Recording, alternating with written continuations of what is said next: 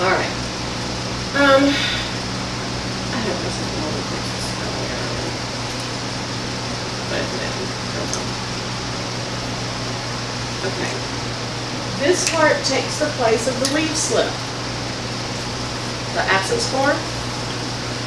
You have somebody going to professional development in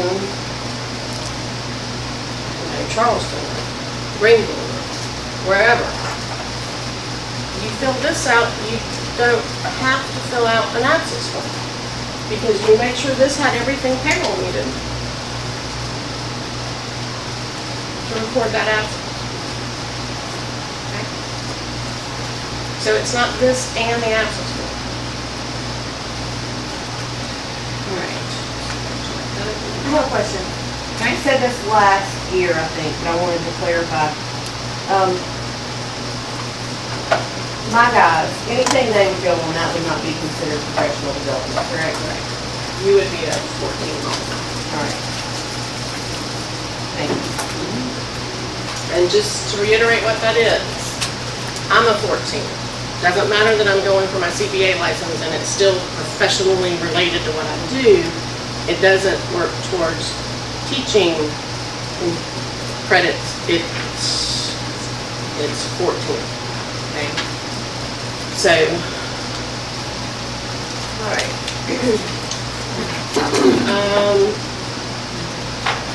Do not make your employees enter leave for cohort time on these sheets. We had some schools that were saying, well, we just make everybody fill it out, and that because that's how we keep up with. And this is from Kelly, not from me. If you are asking your folks to do this, I would suggest another method. And that was from Kelly.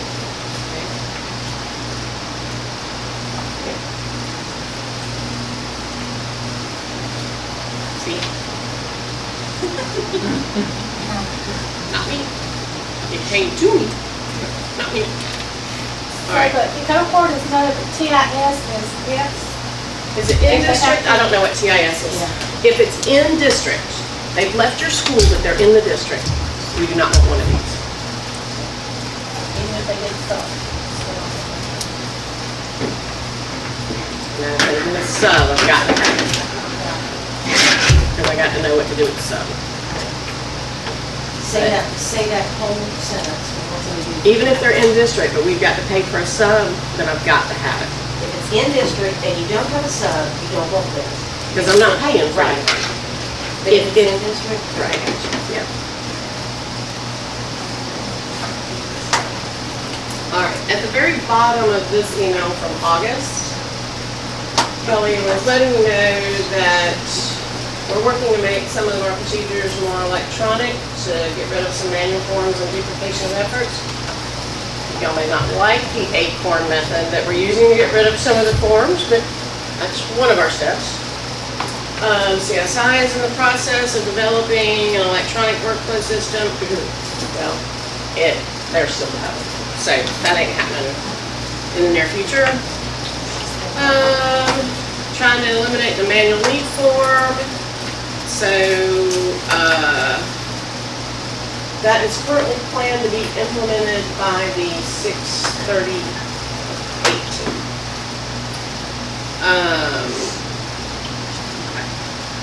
All right, that's enough of that. So moving on from that, we have, let's talk about board approval. I hear that's a lot. We had to get board approval?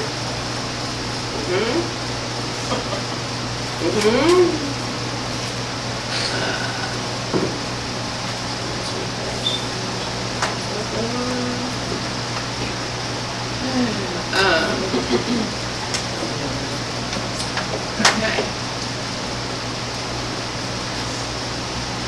Is the event location within South Carolina, and for our board's purposes, Mecklenburg County, which is the Charlotte area / Heroin, Central Savannah Riverside area in Georgia. I don't remember what's down there, but there's something that a lot of travel goes to. They're considered within South Carolina, because they're right there. Okay? Those are considered in-state. But everywhere else you go, if it's not within South Carolina, then you've got to complete Section C.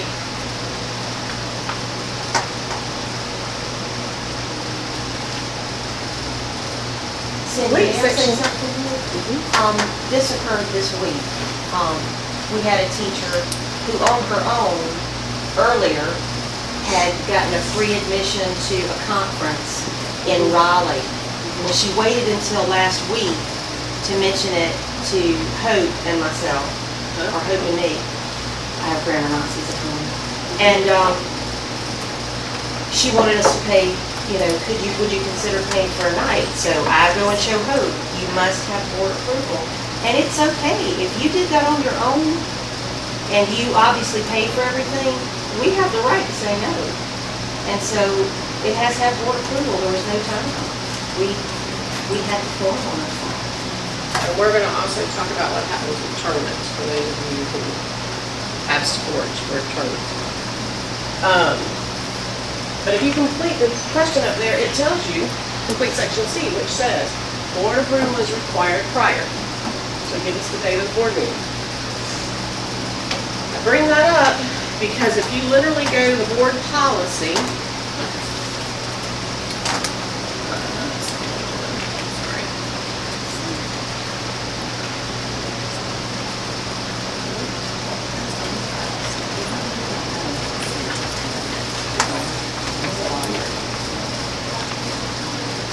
there are two issues. Board policy actually states general fund money cannot be spent on out-of-state travel, and this is for staff. Okay?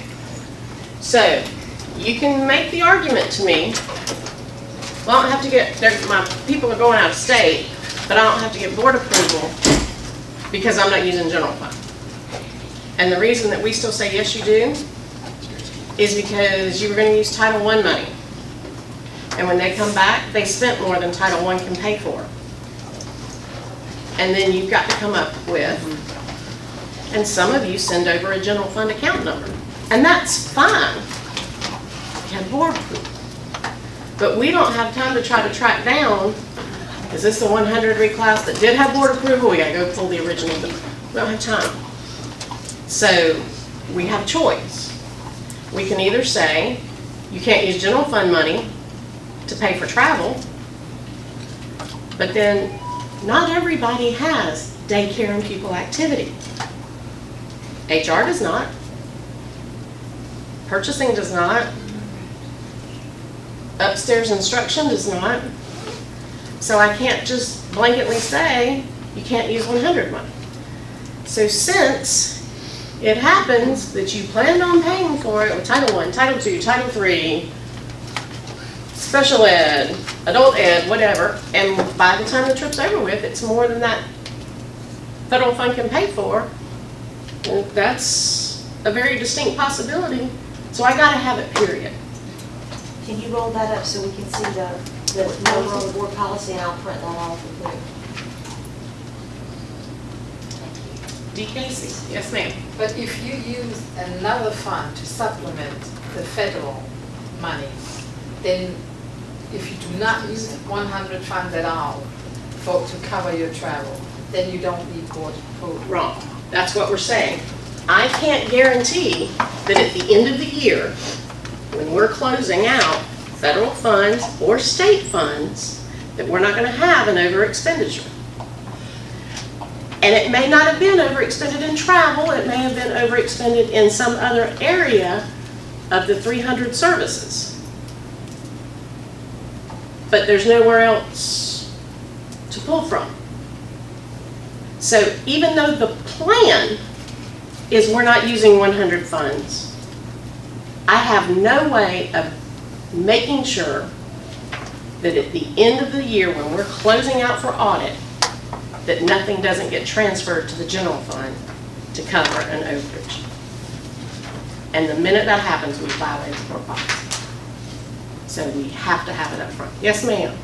Okay, since the requester is not the person that takes it to the board, who is the person that needs to provide the date of the board meeting? I'm gonna show you who's responsible for what pieces according to board policy. So it'd be a Right. request. So we'll be coming back to this one.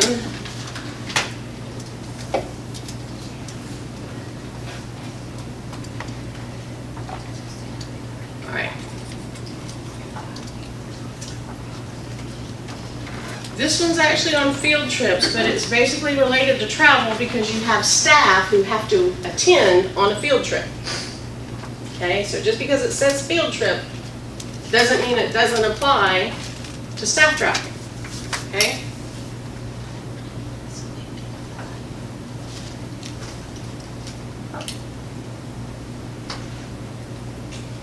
Submit to the superintendent on the proper form any request that required board approval. That's under the principal's responsibility on the board administrative rule for the board policy. All right? So in theory, the school is responsible. This says the principal. Some of y'all do a lot of what your principal does. Some of it would be the assistant principal. I'm not splitting those hairs. That just means to me the school's responsible for making sure they get the board approval.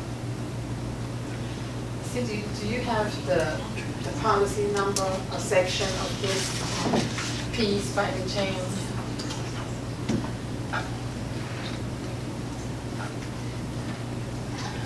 This is administrative rule ARIJOA-R.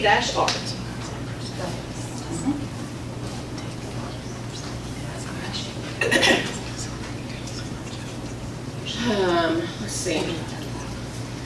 I'll come back to part of this part too, but now. Teacher's responsibility to be fully aware, familiar with the policies and procedures governing field trips, which also translates to staff travel because you can't send kids on a field trip with no staff. At the beginning of each year, the last couple of years in the finance workshop, we've given you a sheet. Please ask that this goes out to your school. I'm not making a blanket statement to say nobody does it, but I'm going to make a blanket statement that the majority of the schools are not getting that out to teachers. I don't know what else to do with it. We've tried to provide you the things that we know teachers don't typically realize.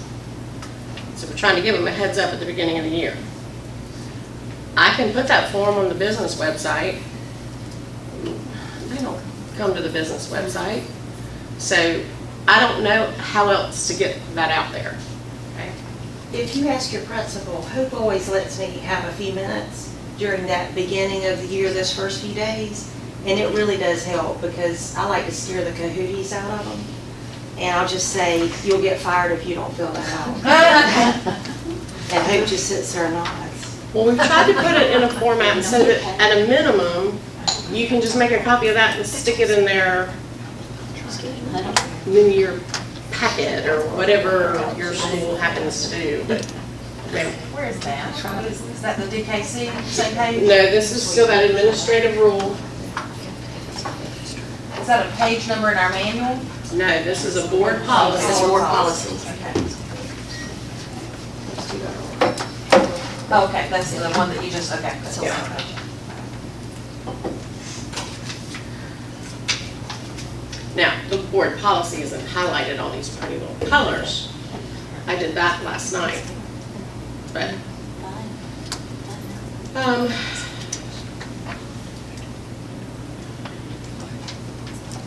same policy, haven't changed it. Okay. I don't have to do this for our bus drivers, correct? Going on field trips? Well, if we're paying anything for it, well, I don't, right off the top of my head, I can't say yes or no. I don't know if somebody else is having to cover their route while they do any part of this field trip. I don't know if we're covering lunch for them while they're gone. If we're paying anything besides their salary, their normal if we're paying anything for them, or if you need to schedule a sub for them, we don't schedule those through the county. No, you don't need that. No, you don't. You don't have an instance where that would work. But your summer travel that Mr. Sargent's doing this summer, you do need it, okay?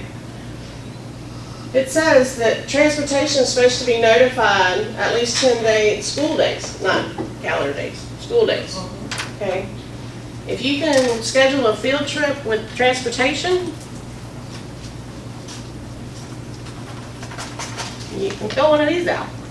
Now, you still may not meet the board deadline if you wait till 10 days before. But nobody should be scheduling a field trip that hasn't started one of these, right? Ma'am? I'm just thinking of easy field trips that we do where we don't need a sub, that's But you not- don't have to pay for the kids to go, you don't have to pay.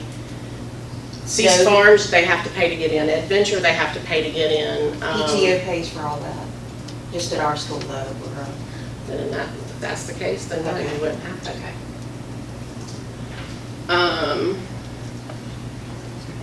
Okay, and again, same policy, out-of-state travel overnight.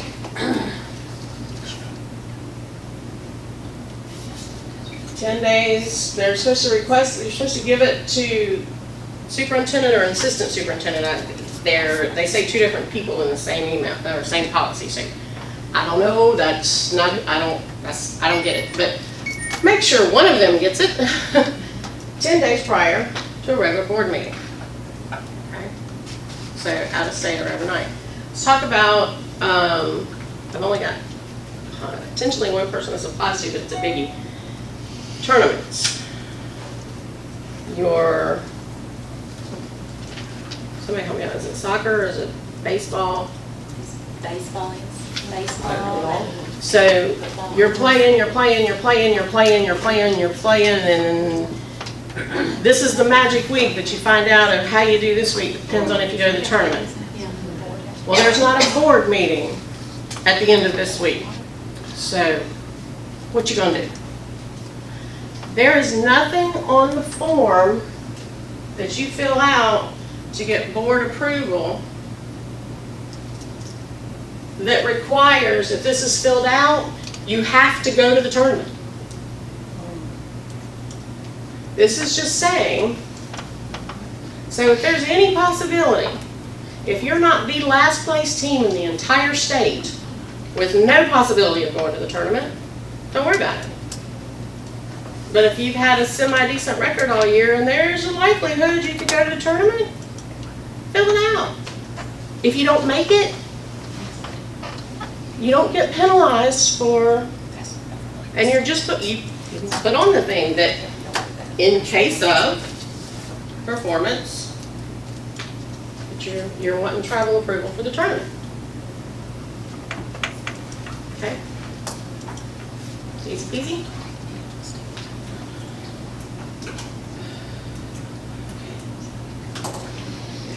Does not require you attend just because you got board approval. If you don't make it, you don't make it.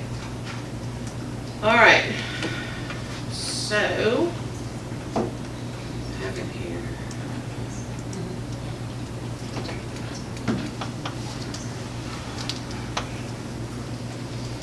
That's all in front of you? I can't see her. Okay. For those of you who missed it, this is Dawn Furtick in front of Chrissy Henderson. I didn't know her. Stand up. Oh, y'all can see me?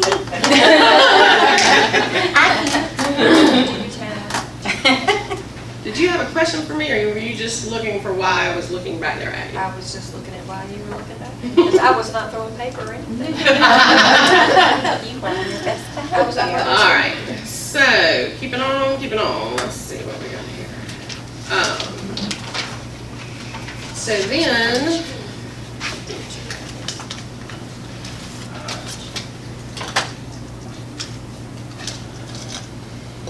this is what happens whenever I am naming these.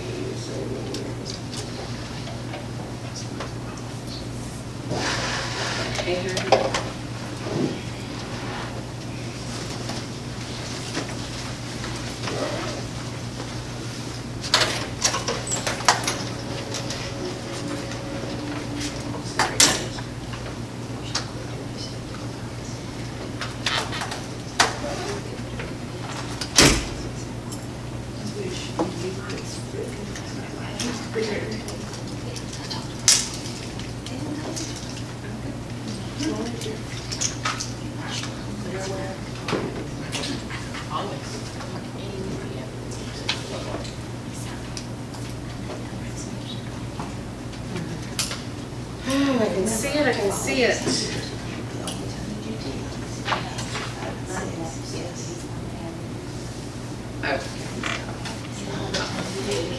All right, so again, back in the fall, we talked, Kelly sent out an email, and she specifically put the policy out there about the general fund. This was the first time that we covered, because that same day, I went back out and reminded you that even if you didn't plan to do it, if you need to do it, because you overspent your Title I, Title II, Title III, State Department, anything else, I can't do it unless you get the pre-approval. So we still need board approval for all out of state. Okay? Cindy, and that doesn't matter whether it's a field trip or professional development or any other travel. It applies to all travel. So when do we have to start doing this? Because I have people that are going to be traveling out of state in July, and they filled out the old form and. Well, it was on the old form. Yeah, but we never, I mean, I can only speak for myself, but we've never used 100 funds ever for travel. Because we have enough funds to cover, you know, whatever, you know, we need to cover from non-general funds, so.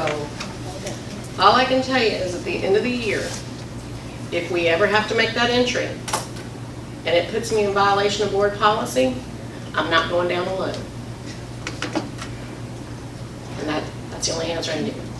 So as of when do we have to start getting that board approval? Because as I said, I already have people lined up to travel in July to Pennsylvania and other places. Board policy since 2008. Your supervisors did.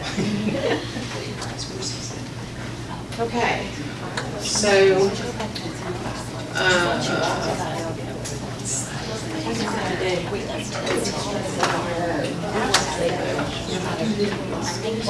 here's the other thing, Claudia, this also applies to what you're asking. You have enough money to pay for it.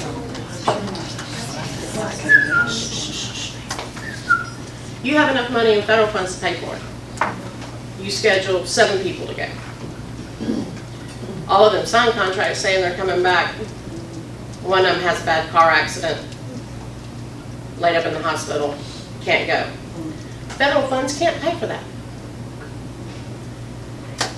So even though you got enough money to cover it, we got a circumstance that won't allow it. So it's not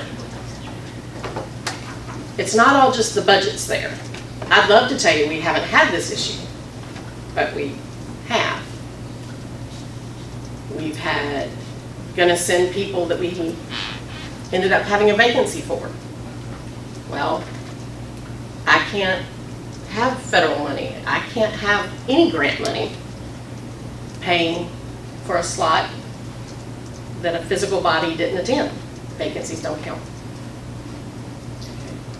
So even if your alternative from your 267 money is a 311. I can't use state money, and you don't have school funds, and you don't have daycare. So that leaves general fund. That's all you got left. What about, whatever?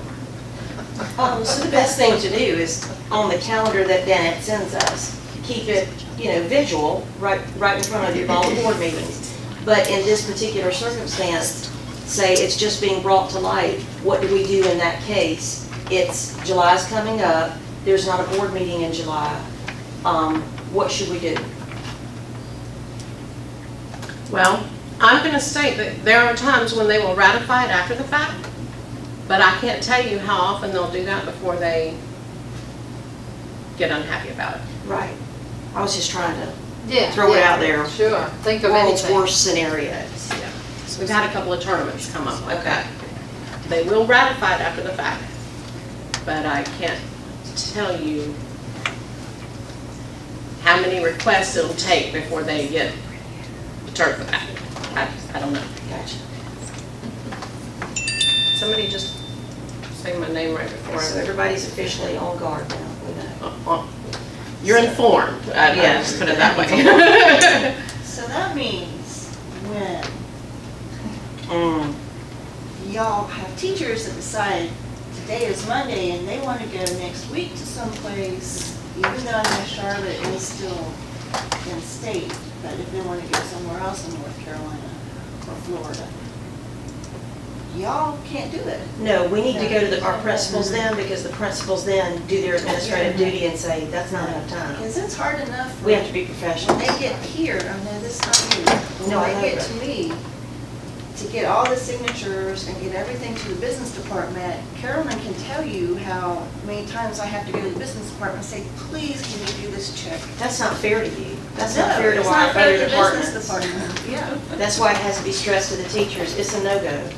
And y'all, keep in mind, this is not something that they do all day, every day. They're not gonna know. Correct. That's why I keep saying, somebody's got to put something, I don't know, you do a school monthly newsletter, if your welcome packet, I don't know, but I thoroughly understand our teachers don't know this. This is, I mean, I don't literally go out and look at the website and pull up board policies just to read them for the fun of it. I do at lunch sometimes.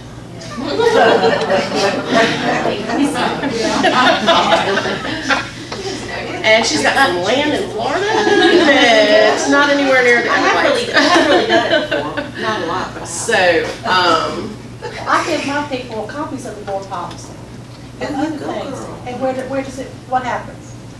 I'm stuck in a I didn't know that. I did not know that, because you don't read it. And how do you get lunch? Yeah. I sit at my desk getting my lunch. Yeah. okay, that's for a fight after. Okay, so, I love it. The word mandatory important. okay, so let's talk about some things down here. You can use your P card to do a registration fee, right? Correct? Yeah. Just registration.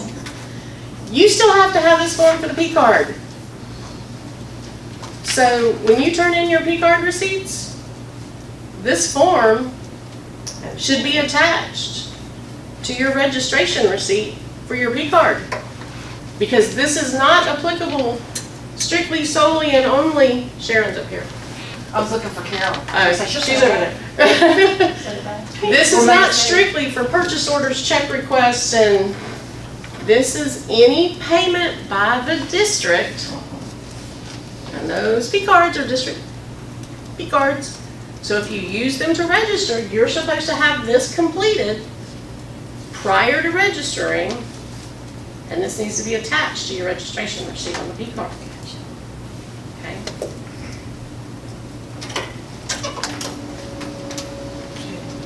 All right. Sandy, can I say something? Sure. This is just a little helpful thing. I've just been listening to everybody about their teachers and how they, I mean, if I was a teacher, I wouldn't take, I mean, I really would not take time to do this because my authority is with the kids and stuff. But like if y'all have, I don't know how y'all are set up in your offices or cubicles or whatever. Maybe have like a poster of some sort with bullet points, just highlighting what they need to do in the time frame. So then when they come in there to get the forms or if they have questions, you know, it's visible for them. I mean, that's just a little suggestion. So. And we can put it on a Google Doc and share it with them and say, ooh, you didn't know that? I sure did. Yeah, I mean, you know, just highlighting the, like what Cindy's Okay. done for us, highlighting, you know, but That's good, Carolyn, thank you. you're welcome, Denise. Yeah, I had that too. Okay. Lodging. Board policy. See, I'm trying to show, these rules are not my rules. I know y'all think I have all sorts of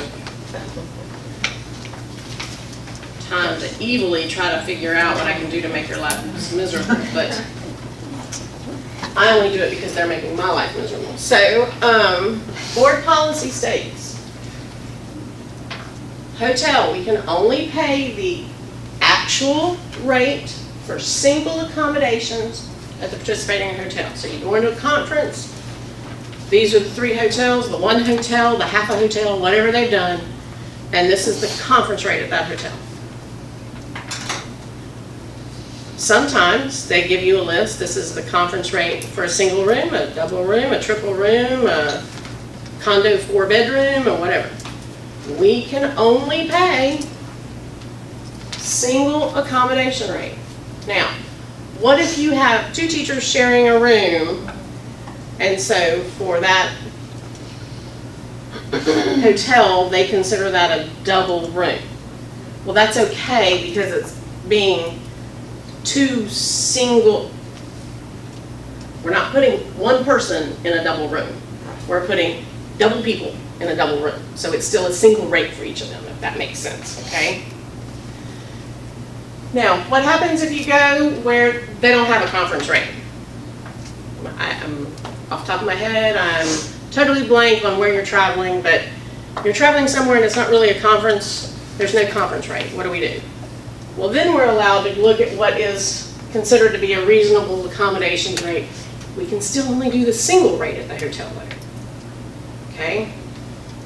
So if you're staying at a hotel that is in North Carolina, that their single hotel rate is $300. It's on the high side, but okay. If you're staying at a hotel and the single hotel rate's $4.99 a night, can't do it because you're going to have to prove to me that that is the rate at every hotel. Now, well, what's your Roach Motel? Okay, all right, but your standards, your Holiday Inns, your Hampton Inns, your Fairfield Inns, your, you know. But if you're staying at the Ritz, I'm not going to be able to reimburse you for the whole. If you want to go, that's where you want to stay. But that's not what I can pay you for. Okay, here's a question for you. Okay. Say it's, say there's a school dude conference in Myrtle Beach, okay? Say it is during bike week. Probably not gonna be, but, you know, something like that. Country music festival, whatever. So you've got a bunch of rednecks that are, not saying bikers or country fans are rednecks, I'm just saying. All of your lower rated hotels are gone. So you've got 3 maintenance guys that have to stay at a Hilton or, you know, I don't even know what fancy hotels are. Well, and if we have to go to the middle of the road, we get it. I mean, if we can see that Yeah, I'm just saying, if that that's all there's that's something available, other or big thing out there, $350 a night. we get it, but we still shouldn't be in Charleston paying $635 a night. That is crazy. Yeah, they drive back and forth for that. Yeah. Okay? Yes, ma'am. Okay, for the conference, it's got your conference rate, but it's based on double occupancy. Occupancy, okay. Okay, we can pay that? That's the only rate they're giving is double occupancy, then yes, because that's the only conference rate we've got out. Okay. All right, so they even state in the board policy, and they include themselves. Please be aware that the board policies include board members, that you're expected to register early in an effort to stay at a participating hotel. What happens if they have a block of rooms and so many people are going, and by the time you go to register, and I keep saying you, that's the collectively whoever is under you, under your paperwork process, they make their hotel reservation and the rooms are booked. All of that. Well, the next step is to see if the hotel has had so many people complain, or the conference has had so many people complain, that they have made arrangements with what they call an overflow hotel. Okay? So you go to the overflow hotel and their rates are a little higher. As long as you have in writing from the conference that this is the overflow hotels they're recommending, we will pay the negotiated rate at those overflow hotels, even if they're a little higher than the original hotel. Did that? So teacher, you Clear just as called swamp me water? and told me that happened. Teacher, it is your responsibility before you leave to get that letter. Or it may be on their website, it may, but we have to have it in writing. It can't be a phone call. Well, I called Sally Jane at, Conferences R Us, and Sally Jane told me to go over here. But teacher, don't start the engine on the car until you have the form. And the key and the ignition, and the phone, That's yeah, right. all that's there. So, if the overflow hotel, if they've negotiated a rate, but it's still higher than the original rate, we will pay if you used one of their, because it's still the negotiated rate. I can't, All right, does that make sense? All right, so.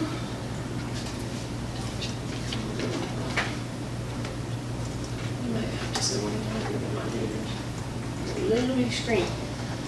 Okay, I got a pair that's just sitting up here on my head.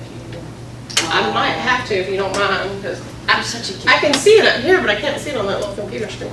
Bless you. Thank you. Okay. This is an actual email. I had worked really hard at blocking out everybody's names and locations to protect the curious. Okay? So, because I'd rather you ask the question and not worry that I'm gonna embarrass, I'm not doing this to embarrass anybody, I'm doing this to, you're not the only one. Okay? But, so if I somewhere missed in a signature line and I've given somebody away, I did not do this to embarrass you, and do not embarrass those people. Okay? So, I got an actual email, and the email was, we're using the Title I money to pay for a conference. Our room rate's higher than what Title I can reimburse. Can we pay the difference out of whatever? Well, in theory, if it's truly that it's more than Title I can pay because you don't have enough budget, yes, but that wasn't the case here. The issue was Title I could only pay the conference rate. And in their case, they had missed the conference rate. Okay? So, they went to the overflow hotel.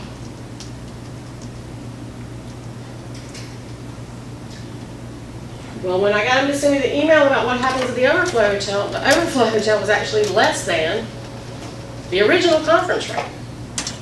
So, I can't pay more than the original conference rate if the overflow is less. Okay? Because you saw the board policy that says this is so. Now, in this case, the way they worked it, they had 3 hotels that you could take, and 229, 219, 164. So the maximum we could pay for anybody was 229. Now, if you stayed in a 164 room, can I reimburse you at 229? No.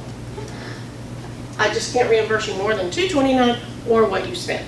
All right? So in the overflow hotels, the rates were 180, 180, and 229.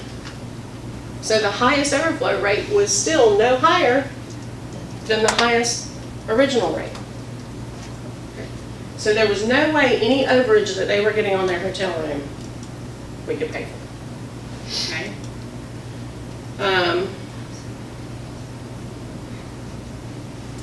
So what happened is they ended up booking a double room.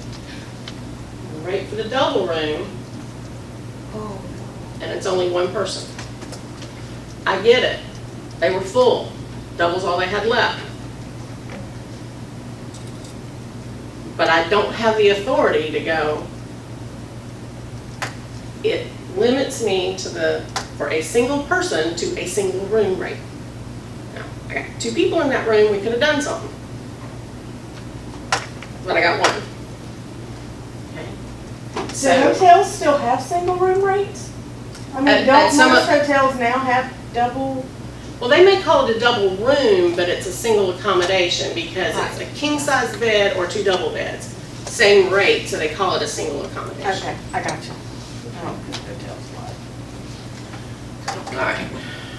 So, all right, questions on that?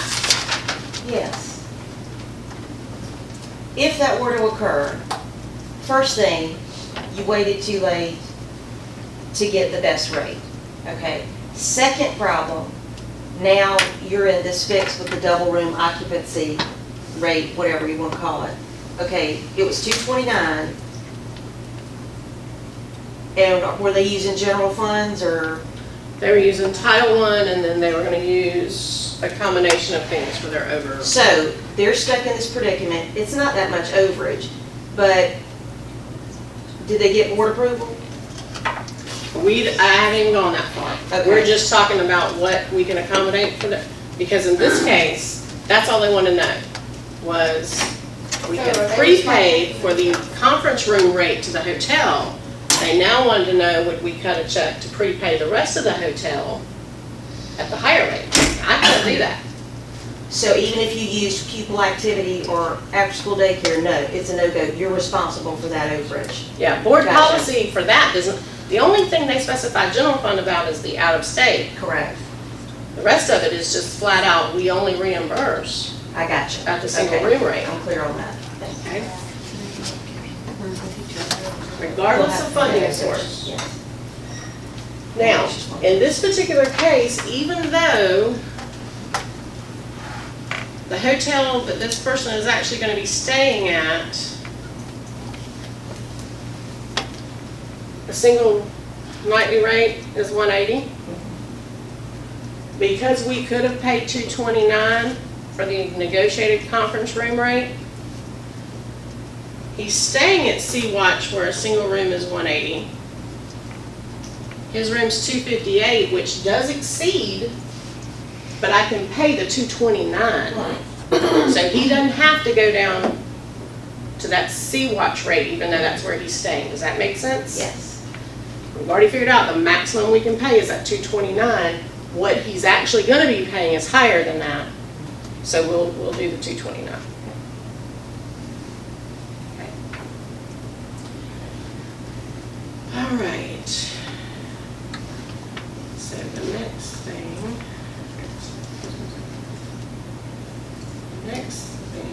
is, I'm sorry, Cindy, I have a question, but we might save it for later. It has to do when he comes back with the travel support. Do you want me to save that for later? no, let's hit it right now. When he comes back, his receipt's going to be higher than what he can claim for reimbursement, correct? So all we have to have on there is the note that it exceeded, on the hotel bill, that it exceeded the negotiated conference room rate, the piece of paper behind it. I mean, if they want to put my email, could, but I prefer them to put behind it what they actually had from the conference showing all those rates, because some auditors are not going to take my word for it. They're going to want to see that's where the actual rates were. So all they've got to do is put the conference negotiated rate, the same thing they sent me to ask the question, behind his document, his support document. On the front sheet, he only claims the $229 plus taxes, by the way. We are paying the taxes, tax title and tags is what I call it, but we are paying that, but his base room rate has to be the $229 tax title and tags on that. So yes, it won't match his receipt, but his receipt will be higher. Okay, we can't pay a receipt that's lower.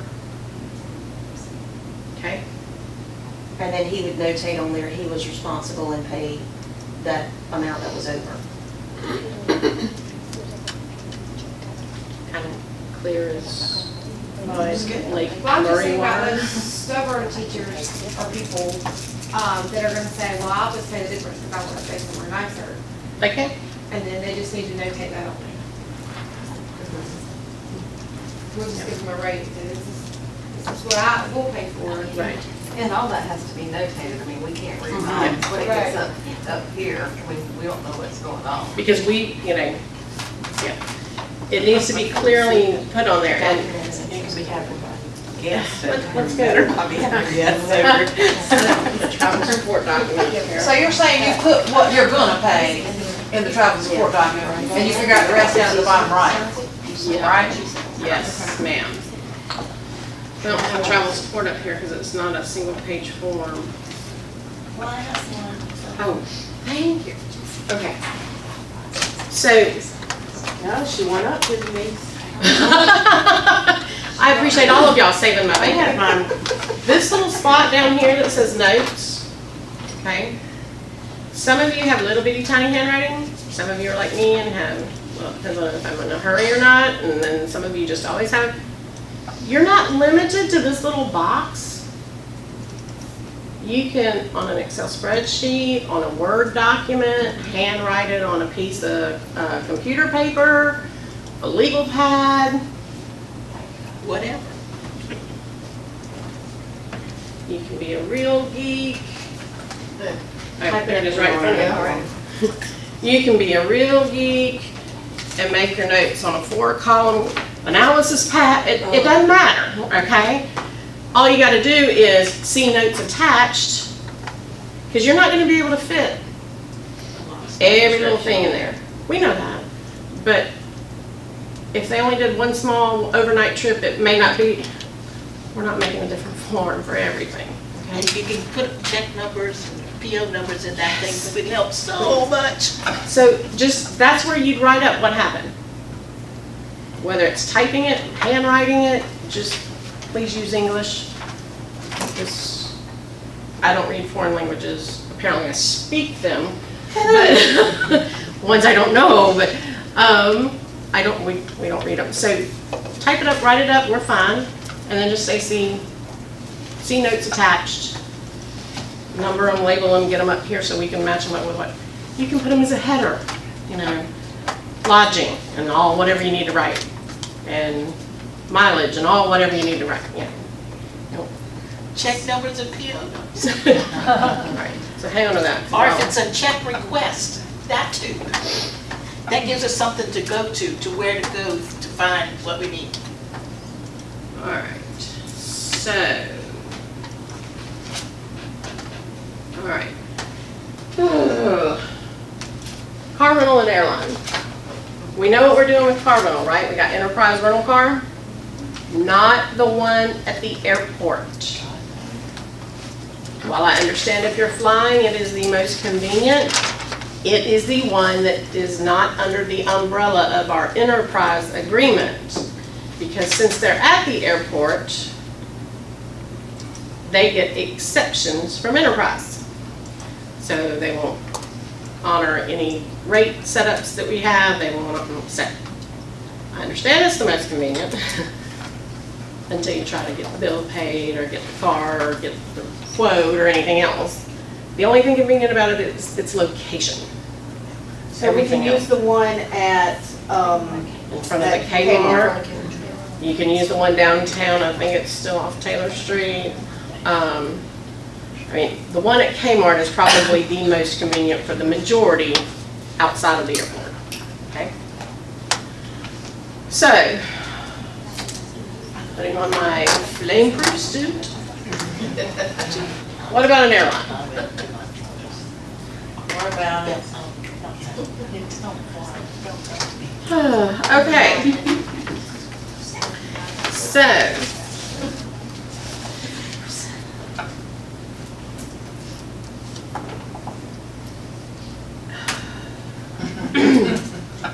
where to start on this? There is currently a request for bid, proposal, quotes, whatever, Tony. I'm not in purchasing, I don't know all these terms. But there's a request out there for the vendors to respond back to us to set up with a travel agency. Right now, as of today, do not know which one it will be, and once we get that negotiated, instructions will follow. But that will be the only travel agency authorized to be used for district travel. Okay. There will be further instructions that will say things like, you cannot book airfare through the travel agency if you are traveling within the state of South Carolina. You cannot book airfare through the travel agency if you are booking for a trip that is within, and right now, what Cabinet is telling me is within, don't quote me on the exact, but either 7 or 8 hours, and I keep going, okay. I drive, I'm not Sammy Hagar, I don't drive 55, okay?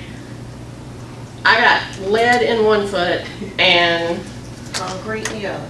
yes, and so what takes me 8 hours may take someone else 10. So I don't think, I know, isn't it bad? So I don't think number of hours. What if I have a bad back and I have to stop 5 times? Because I Driving, that's the can't, most fun. right? Right in the car. So we're trying to convert that into a miles, but we're not there yet. But that will be in the instructions that come out. So if you're traveling within X miles of District 2, and that's the other thing, you got to do it from your location, not from their home. And so all of you will have a little different perimeter, give or take 10 or 15 miles, you know, because if you're on this end of the district or that end of the district. But it'll be a rough number of miles. You cannot fly, not through an airline, okay? You cannot book a rental car through the travel agency because we already have a contract with Enterprise. So, we are working on getting this travel agency set up. I don't think it'll be set up before August 1st. I just don't see it happening. So,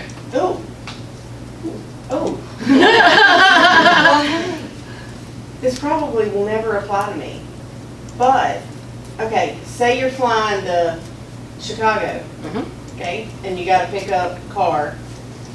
You will book You your can- Enterprise here, but pick up at the No, airport? if you're flying, you can do the car rental at the destination through the travel agency.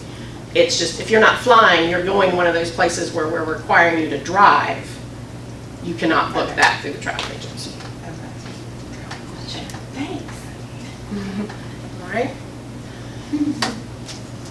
In the meantime, if you are needing airfare, and the superintendent's office tells you their credit card is full, I don't have an option. You can call me, but I don't have an option. Okay. So that's my only option, is to send it that way. Yes, ma'am. Well, I have gotten special permission before to use the P card for airport. But I can't do that. Right, I'm just saying, Yeah. for the group. I can't, all I can offer you is the district, the superintendent. Then don't use that P card unless you do have written permission. Well, there's some adjustments Tony has to make it accepted. So that also extends the length of time it's going to take to make it happen too. So when we go to the Enterprise place to get a car, we have to pay them up front, or they'll just bill the district when we do that? If you do it through the right one, Go You- online. Our special place. You create a let's POC. see. Okay, a PO for Enterprise? Okay. I doubt that will ever happen, because our guys would be more of, I'll just take my own truck. You contact you contact Enterprise to get the rate for whatever you're wanting to do. You have to give them our number. You create a PO. You use that vendor number and that vendor number only. You then recontact Enterprise because you've got to give them now your PO number, your customer number, and our billing number. If you don't do this part, they're going to expect payment at the desk. Okay, If you do this part, they're going to bill us. okay. Yes, ma'am. I've never been able to reach them by telephone, so I've always had to go online. I Okay. mean, I can reach them and they'll call me back maybe a week or two later. But if you do it online, it works. And to be honest, this is last year, I don't even know if Michael B. Yeah, he's not. Town is even there, because they haven't sent me another There's name. some girl that's there. The original lady that we talked to about this, and of course, if I was at my desk, I could tell you exactly who she was, but she is a former Lex2 student who is now, you know, removed from graduation by several years. And her mother, I think, was either subbing with our district a good bit or had retired from our district. So she, one who helped me work this out, she had reason to try to work with us on this. But then she was out. I don't know if you're, I don't remember if it was I know you're talking about, I think you can get through email though. You probably can, yeah. Yeah. But she was out either for maternity leave or some surgery or something, and so he picked up while we were getting all this worked out. So she may be back, but I haven't had to get in touch with her, so. All right, and that is, again, on the business operations part of the website. Glasses are gone. Susan, what you're saying is when we get this travel agency set up, that we won't have to use the district credit card anymore, that maybe perhaps we'll be able to use a purchase order? Correct. Right, you wouldn't need the district credit card, right. You would do the travel agency instead.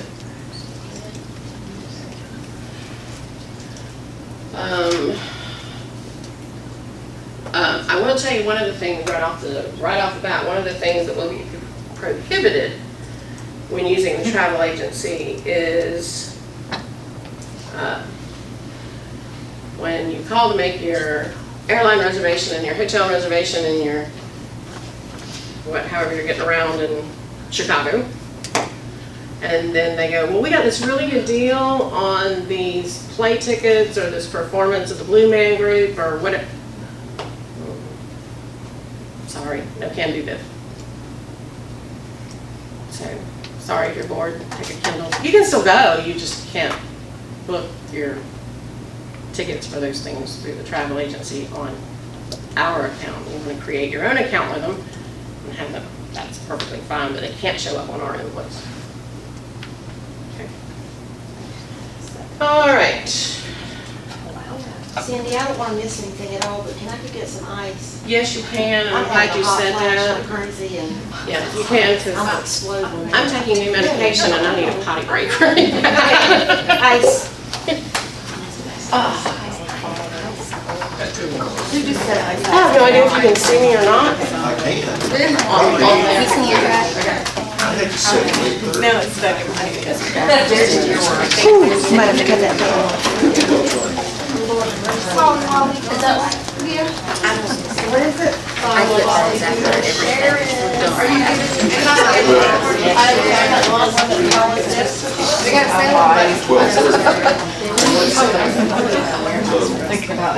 on me.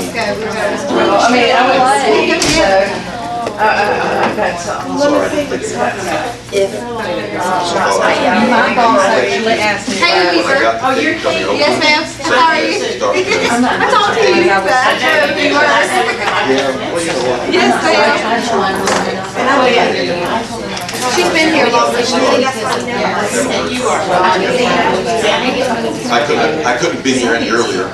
So what about It it? wouldn't matter. Yeah, I still just kept going.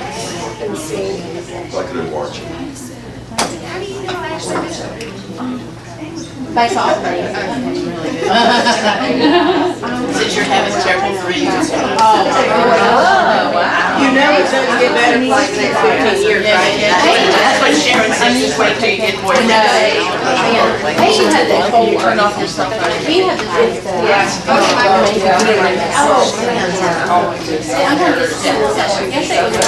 that. Use the new one, okay? All right. So, up here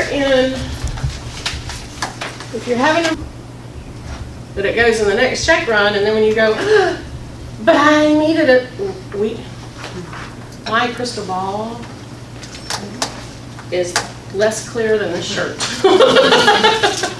All right, somebody has dipped it in mud instead of dark chocolate. All right, so put the deadlines up here, and we'll try to make sure that we're getting them.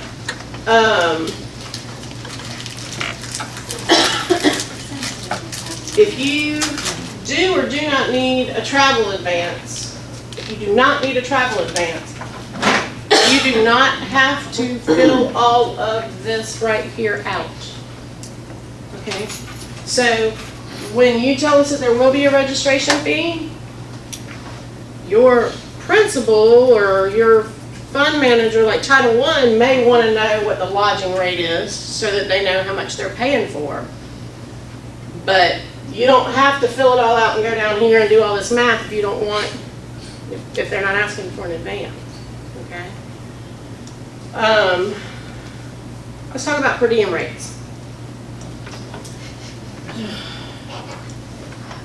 Let's go back. Board policy.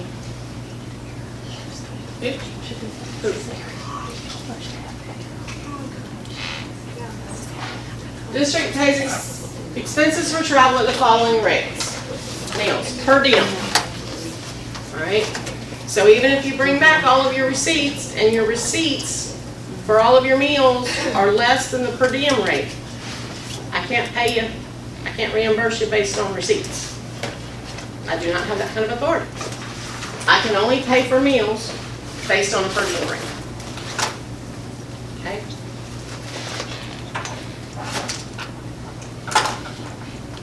Oh, let me ask you this question, because I have a school that has a, we'll go by per diem has a per day, and instead of per meal.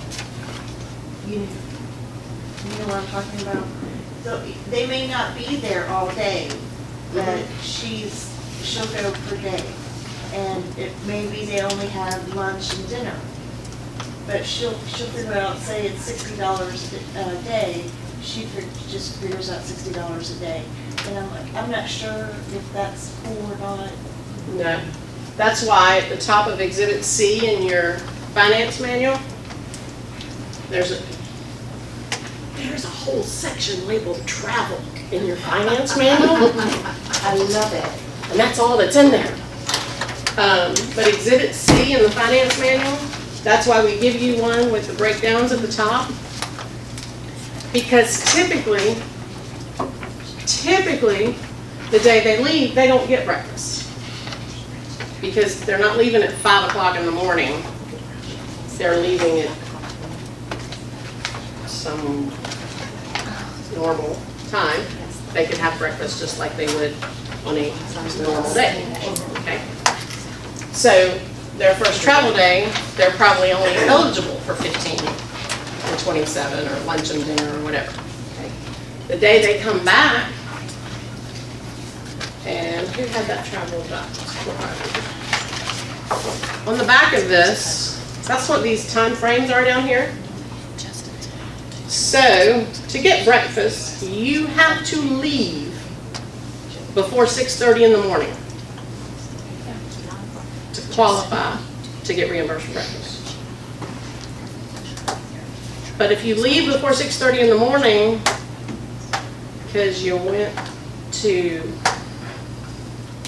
Saluda and you had a half-hour meeting in Saluda and you get back to school at 10, you still don't get breakfast because you didn't get back after 11. So you have to leave before 6:30 and you have to return after 11 a.m. to qualify for breakfast. Okay.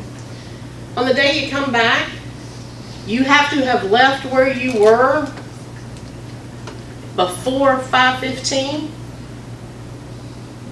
So I left Saluda at 5:15. Okay. But unless I don't get home until 8:30 or after, I don't get dinner. Okay. But if I've left Orlando at 4 o'clock and I don't get home till 11, I get dinner because I left before 5:15. Now, I leave Orlando at 6 and I get home at 11 o'clock because I was driving. I don't get dinner because I left late enough that the thought process is you're eating before you're going. Okay. Not my rule. I didn't do this, but this is what we're stuck with. Okay. Like an early bird type thing. Yeah. So Senior citizen. in our house, we refer to it as kindergarten lunch when and senior dinner. So, okay. I liked senior dinner as the term long before I started getting AARP stuff in the mail. All right, so I can't just categorically tell you you'll never get breakfast on the day you leave and you'll never get dinner on the day you return. It all depends on these things, okay? Let's say you went to Orlando and your conference was over at 11 o'clock in the morning, okay? So, realistically, should you be getting home after 8:30 that night? I mean, Yes, after 8:30. Orlando is typically, after 8:30. So Orlando is typically a 7 to 8 hour drive for the majority of the world. So if the conference was over at 11 a.m., should you be returning home after 8:30? Not if, okay. But if you stop by the Disney park and spend part of the afternoon, because you're there, I mean, why not? You don't get dinner because by the time you left the Disney park, you got home at 2 a.m. Okay? How about road construction? Does that qualify? If you're stuck in traffic for 3 hours? It could be, but that needs to be an explanation. Okay? All right, so the other thing on your per diems, okay, so we've discussed you can't pick and choose. I want to go by receipts instead of, because my receipts are cheaper. I get it, I hear you. But that board policy says per diem. The reason for that is the IRS says you either pay everybody based on receipts or you pay everybody based on per diem. You don't get to waffle back and forth. Okay? So food receipts aren't necessary. Unless it's for the students. So if you took students with you, we don't pay students per diem. Okay? So we need the receipts for the student meals. But if you get $9 and you have a $3 breakfast, Then you get to pocket $6 and go buy a lottery ticket or pay for that interim candy bar that you bought. Okay. Or when it comes time for dinner and you bought a $30 dinner and you only get reimbursed $25, well, use your breakfast. Is that written down anywhere that you have to take the per diem? Is that written anywhere like that bold where you can shut your face? You mean people that don't want to be paid? Yeah, or- they cry when you tell them they have to take it. Well, who does that? Oh, just don't even go there. But they want to be paid by receipts. So they want to be paid by receipts. Right. So you have a choice. You can tell me you don't want your per diem period, and I can pay you nothing. We can, even though they're gone for 5 days. Yep. But you have to notate that it's their choice. Okay. But you can't say, I want to be paid by receipts instead. Right. If you want to be reimbursed for anything meal related, you got to take the per diem, and you can't just say, well, only give me the per diem for day one and no other days. I mean, these are very all or nothing things. And let me tell you what I do, tell me if I'm wrong or not, Okay? but I probably pay a lot. But I'm not wrong down that way. But what I do is, even if I have to contact the conference folks, I find out what meals they're providing. Exactly. And I kind of, you may not Yes. get all 3 days, so I'll just maybe throw just one day in there, but just kind of, as far as this sheet goes, I separate it on this sheet. But as far as the travel form, I just try to, in my head, fix it so that they won't be getting paid for stuff that's provided for them. Correct. And they won't have to end up paying the district back because we overpaid them. Right. Because what'll happen is if the lunch is included in the conference, you don't get the lunch portion of your per diem. And if a hotel has breakfast, If it's a continental breakfast, 3 continental breakfasts is part of their accommodations, they don't get breakfast. And if we called and researched that, we can put that on the form. Okay. So they don't want to claim for any reimbursement for any meals. Can I just write in here, just put a slash, or do I need to make sure? You need to make a notation of some sort that they have elected no meal And I can reimbursement. put it up in this section, just kind of a circle and say they have elected to have no meal reimbursement. As long as that section is not already, Yeah. yeah, you know what I'm talking about. We've had a couple of those where there's so much up there that we've never signed it. And would you make that employee sign that? Well, they sign the form. I Now, know, but. in theory, they shouldn't be signing the form until it's completed. Okay. So if they come back later and said, well, I didn't choose that, I'm gonna show them the form that they signed. So if you are upset with them and you make that election for them unbeknownst to them, I can't help it. They signed the form. They shouldn't have signed it before it was finished. Okay. All right. Questions on that? On per diems? Okay. All right. So what happens when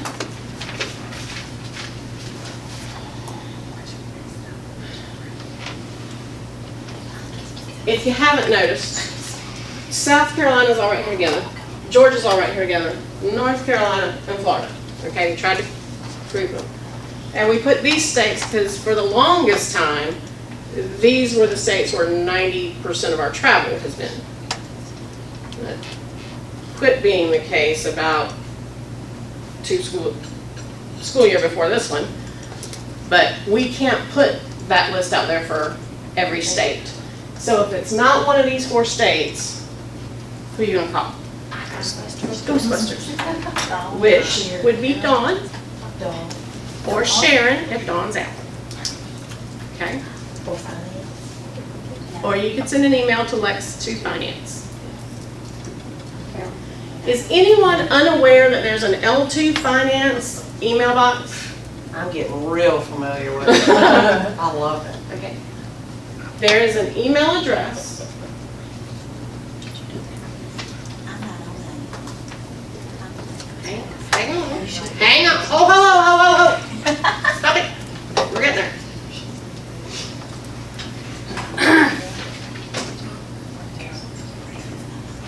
Can you see that? Lex2 Finance, not where it just went to, because I don't want you to email it originally. Lex2 Finance, right here. Okay. If you email that email box, that goes to Sharon, me, Dawn, and Kelly. The reason for that is, if you email me and I'm gone to the doctor for 3.5 hours and they're worried that I'm terminal, nobody's going to get that email. Okay? If you email Sharon and she's on vacation, nobody's going to get that email. If you email Lex2-Finance, we're not typically all 3 gone terminal at one time. Okay? So somebody can get it. Right? But don't send it to Lex2 and copy me and copy Sharon, because that's just kind of stupid. So, if you email accounts payable, which is accountspay@lex2.org, that goes to Carolyn. What happens if Carolyn's out? It goes to me. Oh, no, it doesn't go to you, Mayor, and Mayor. So, again, if somebody's terminal, the rest of us can pick it up, and you don't have to, are they just not answering me because they're busy, or are they not answering me because they're not there, or we've got it all out there, okay? So, there are gonna be times when you only wanna respond to Carolyn because y'all been, or you only wanna, that's fine, I'm not saying you can't email us directly, I'm just saying, as generically as you can, try to use those two, because that way it'll get covered, all right, so, I had a reason for bringing that up, and okay. So, you can email the Lex2 email box to ask about a state that's not on here. And then you don't have to worry about who's there that day to ask. All right, so let's say you're in South Carolina and you are going to Beaufort. Beaufort's not listed. So what do? Email it. Roll the dice and whatever. You go to Hilton Head, that's the closest. Okay. Now, Florence causes us a little bit of heartburn. Because if you look at the map, there are minuscule difference in the mileage between Florence and Columbia and Florence and Myrtle Beach. But, so, and Columbia's not even on here. Columbia is a major city, which in theory, why would you be doing mileage, I mean, per diem meals in Columbia? But, so, in the book, in that travel section, there's a whole section just about travel. In there, we tell you what the default mileage is. I mean, per diem, what the default per diem is. And I think for this year it was 59, it may have been 54, I can't remember. So, Columbia, if we didn't technically live right here, but if you were traveling to Columbia, then you would go to the default rate. So, if you have a big city that's not listed, or it's dead in between, like Florence, that is dead in between Columbia, you'd use that default rate. You got a little city. Aner. You might know where Aner is? Yeah. It's right outside Myrtle Beach. So you use Myrtle Beach. Okay. You go to Easley, Greenville. All right. Cindy, did it used to be that if you were on a day trip to a conference and you had to do lunch on your own in Columbia, Right. for some reason I'm thinking Correct. that you wouldn't pay. And it all kind of falls within the when do you leave and when do you get back. I mean, if you're only gone for the day, you have to come up with your own lunch on a regular work day. So we don't typically reimburse you for lunch on a regular work day. You haven't had to leave at some ungodly hour in the morning and return at some ungodly hour in the evening. Therefore, you shouldn't be reimbursed for your lunch. Now, if we're sending you somewhere for the day, then you gotta leave at 5 o'clock in the morning and not get home till 8:30 that night. We need to reevaluate that. But most of our day trips aren't those extended hours. Because you gotta eat lunch anyway, on your own. Okay. Now, we have had,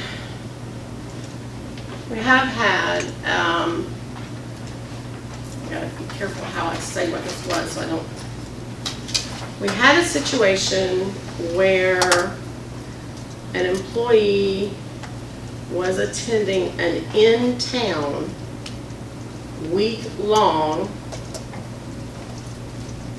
we'll call it a conference for lack of a better word. And because other people attending this, let's call it a class, that would work better.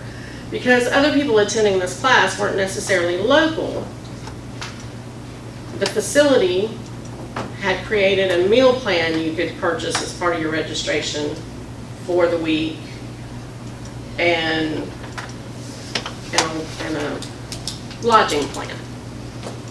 So this particular employee purchased a meal plan. Okay, but we're not paying for it. Because we don't pay for your breakfast, lunch, and dinner on a regular work day. You got to go home every night. The time of this thing during the day was not anything outside normal workout. I mean, if it started a little earlier, it ended a little earlier. So you weren't doing an extended work day. So I appreciate that you just figured the meal plan would be more convenient to the places that are nearby, but I can't pay you for that meal plan because we wouldn't pay for your meals for that. Okay. All right. So, oh man, I did this before Beth came here. Okay.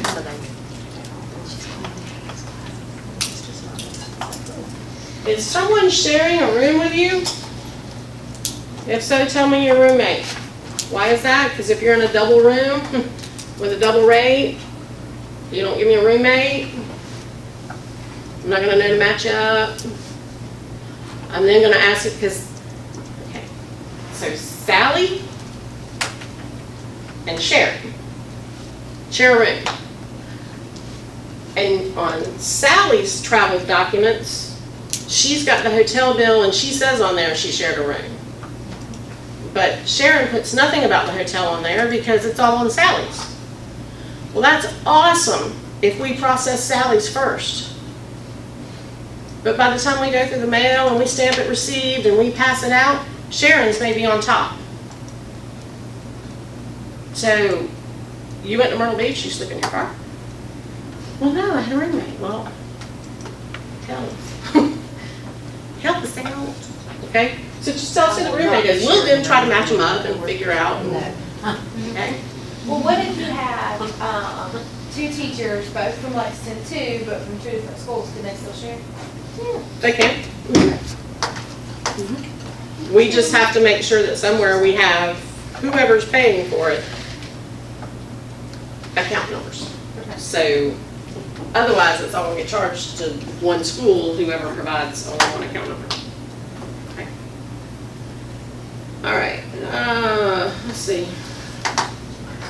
All right. So travel costs are being paid for by putting district office does not work. That is not a viable answer. We need to know if it's a DEC fund manager, we need to know if D2 is selected, it must be sent. We need to know who that is. Don't send it up here without their signature. We don't know who to send it to. They didn't call us. They didn't contact us. Now, one of the complaints I hear a lot, and I don't have a solution, but I'm trying to offer some patches maybe, is that my teacher went, they've come back, they've dumped all this on my desk, and they're saying somebody else is paying for it, but they can't remember who sent them the email. And I don't know who, okay? If any of you in this room that's at the school have never heard that, please stand up and tell me how.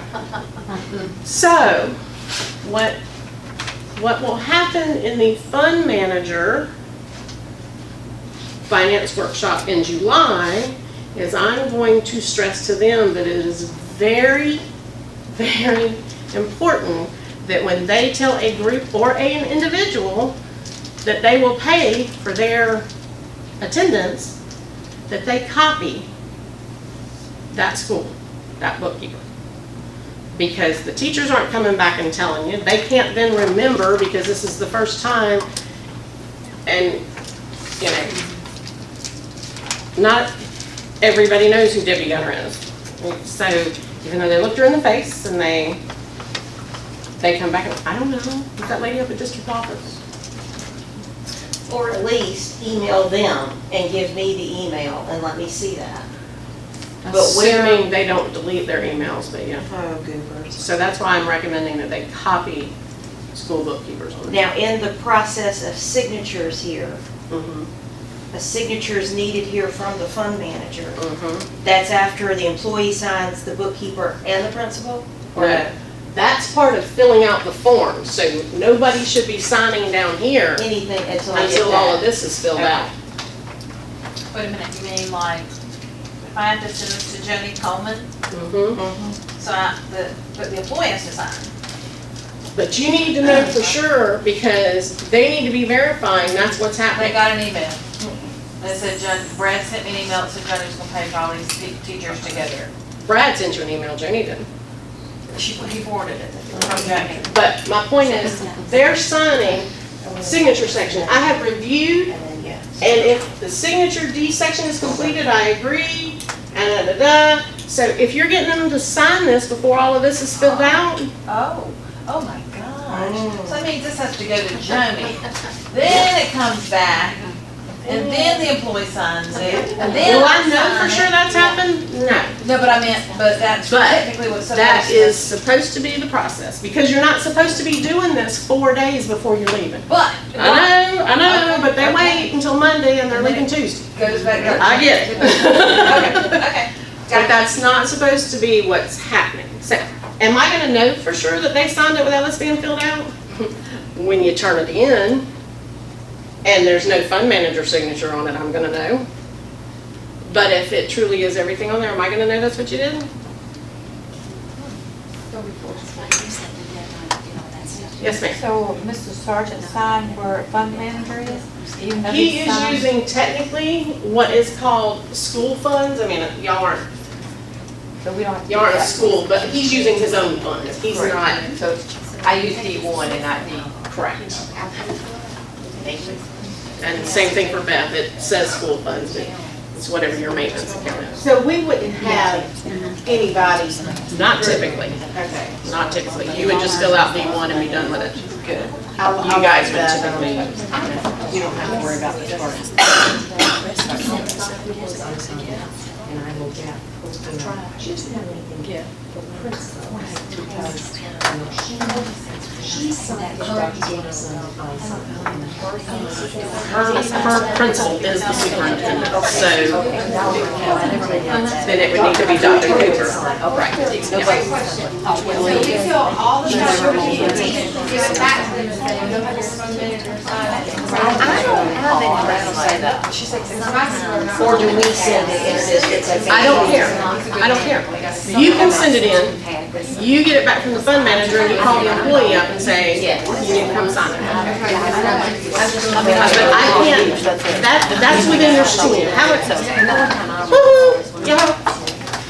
That's within your school, however you want to do it. If you want to get it filled out and you've reviewed it and you send the traveling employee to get it to the fund manager and get all that, and hopefully return it to you. Or if you want, you send it out and then you call them back to the office and go, come sign it now. I don't care. I don't care. But we got to have all of those signatures. And I like that at the bottom though. I gotta be honest, I don't recall seeing this before, but now by God, I do. So if somebody sits in front of my We did not face and add goes, that. I wish I'd known. we But I did can not say- add that this time. That is, the only thing we changed is we changed the signature section and we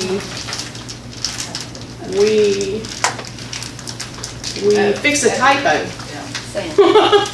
Yeah. Okay, I have a question.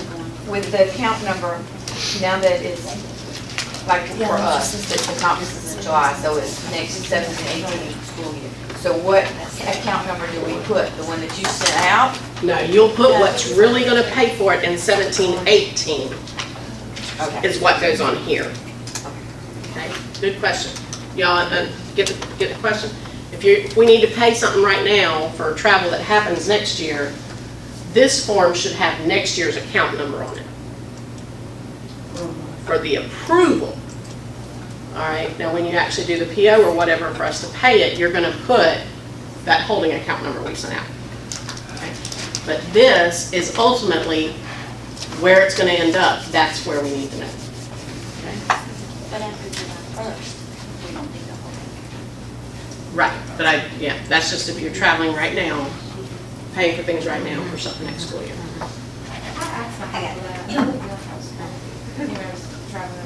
Is that normal or? At your school, y'all haven't typically traveled, no. But a lot of travel does. Yeah, ag schools do a lot of travel. And then the high schools do a lot of travel, so. All right, what happens if students are going to? We keep talking as if this is like professional education or professional development or whatever. What happens if students are going to? Okay. Meal allowance, they don't get, gotta have actual receipts. Okay. Can they get an advance just to cover the student meals while they're there? Sure. Yeah. But up here, when you put meals, number of days, and the per diem rate, that's math's not gonna work, right? No, that's just for staff. Right. But all you gotta do is put a little notation. See, there's some blank white space right here. You can put a notation that meals are for 15 students, estimating X number of meals. Okay? All right. This is being taped, so I'm being very careful how I say this. But keep in mind, we can only give an advance of 80%. Okay. Do I know for sure exactly how many students you're planning on taking? Do I know for sure exactly how you calculate what your average meal rate is? Because they don't get per diem, so you can do the math to figure out your advance. Now, if you're taking 5 students, and you ask for a $7,000 advance, and I can't get that math to work. No, but you can pre-plan where you're gonna go based on. You can be reasonable and say, I can take now, if it's kindergarten versus high school, I can feed kindergarten at McDonald's for $5, and if I'm high school, it's 15. But figure out reasonably what you can. They don't always have to eat fast food. They can go but no, their meals should not be $200 a meal. Okay. But for those that say, well, they can't afford to advance those student payments, and we're not charging our students for this field trip or this athletic event or this whatever, this is an estimate. So as long as you don't calculate it for $200 meals, you can kind of estimate to get this number where you need it. You get what I'm saying? Mm-hmm. Okay. But our PTO always works really well with our teachers. But in the past, I have had a special education teacher that they might not have the funds for that.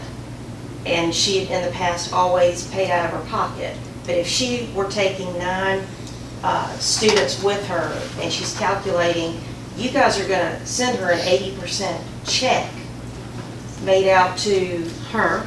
Oh, okay. She can cash it. Okay. And I was then thinking it had to be the restaurant or the location. The advance is to the employee.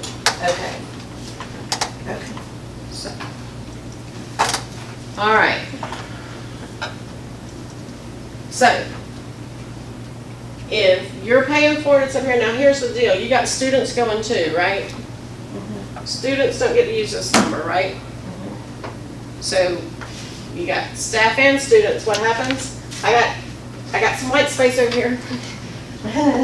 So, you write in the student travel number for the part that's going to be for students. Okay. Clear? Mud? Syrupy coffee? Okay. All right.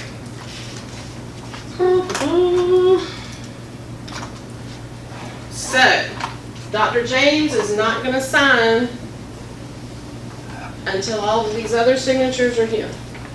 Okay. And we're hoping against all hope that he continues to give them to Danette so that Danette then sends them back to you. And he doesn't put him in a stack of stuff he doesn't remember where to send it, so we're hoping. Is there a time frame?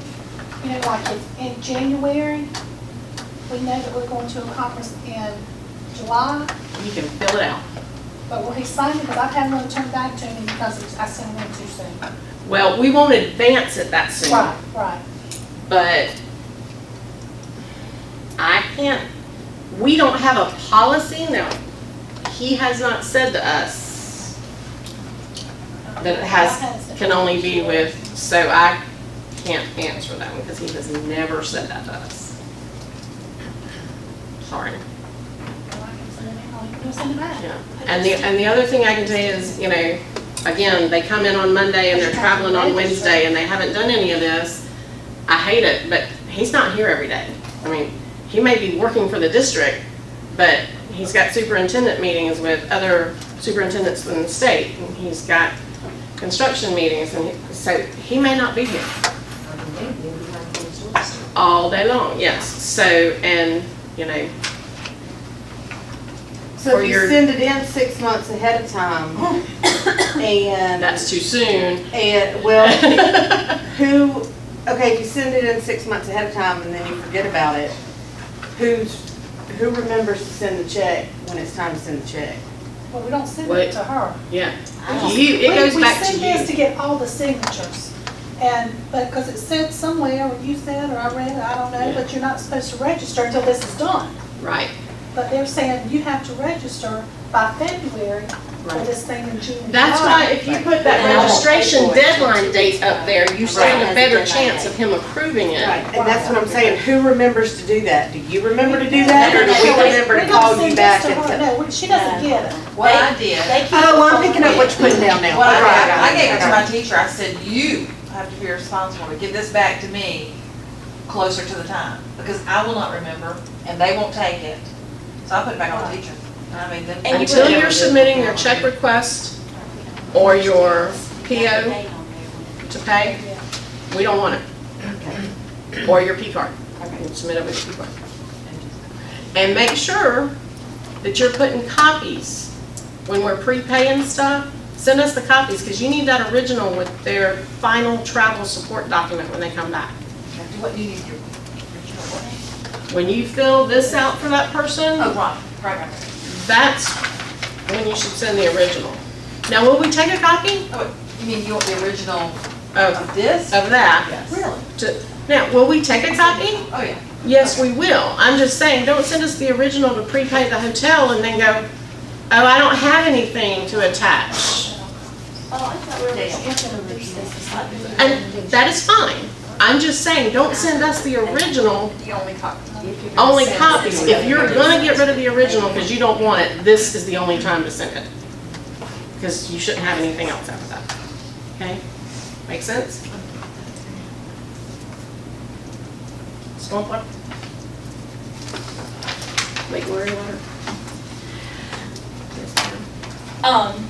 I know I suggested this to one person, and it was very helpful for this person, that whenever you fill out this travel document, highlight, and because you have the dates in there that these things need to be paid, like the registration, the lodging, or the advance, highlight the copy, your copy of what I'm paying, and that way you can keep up with it too on what you've sent, if that's helpful, so.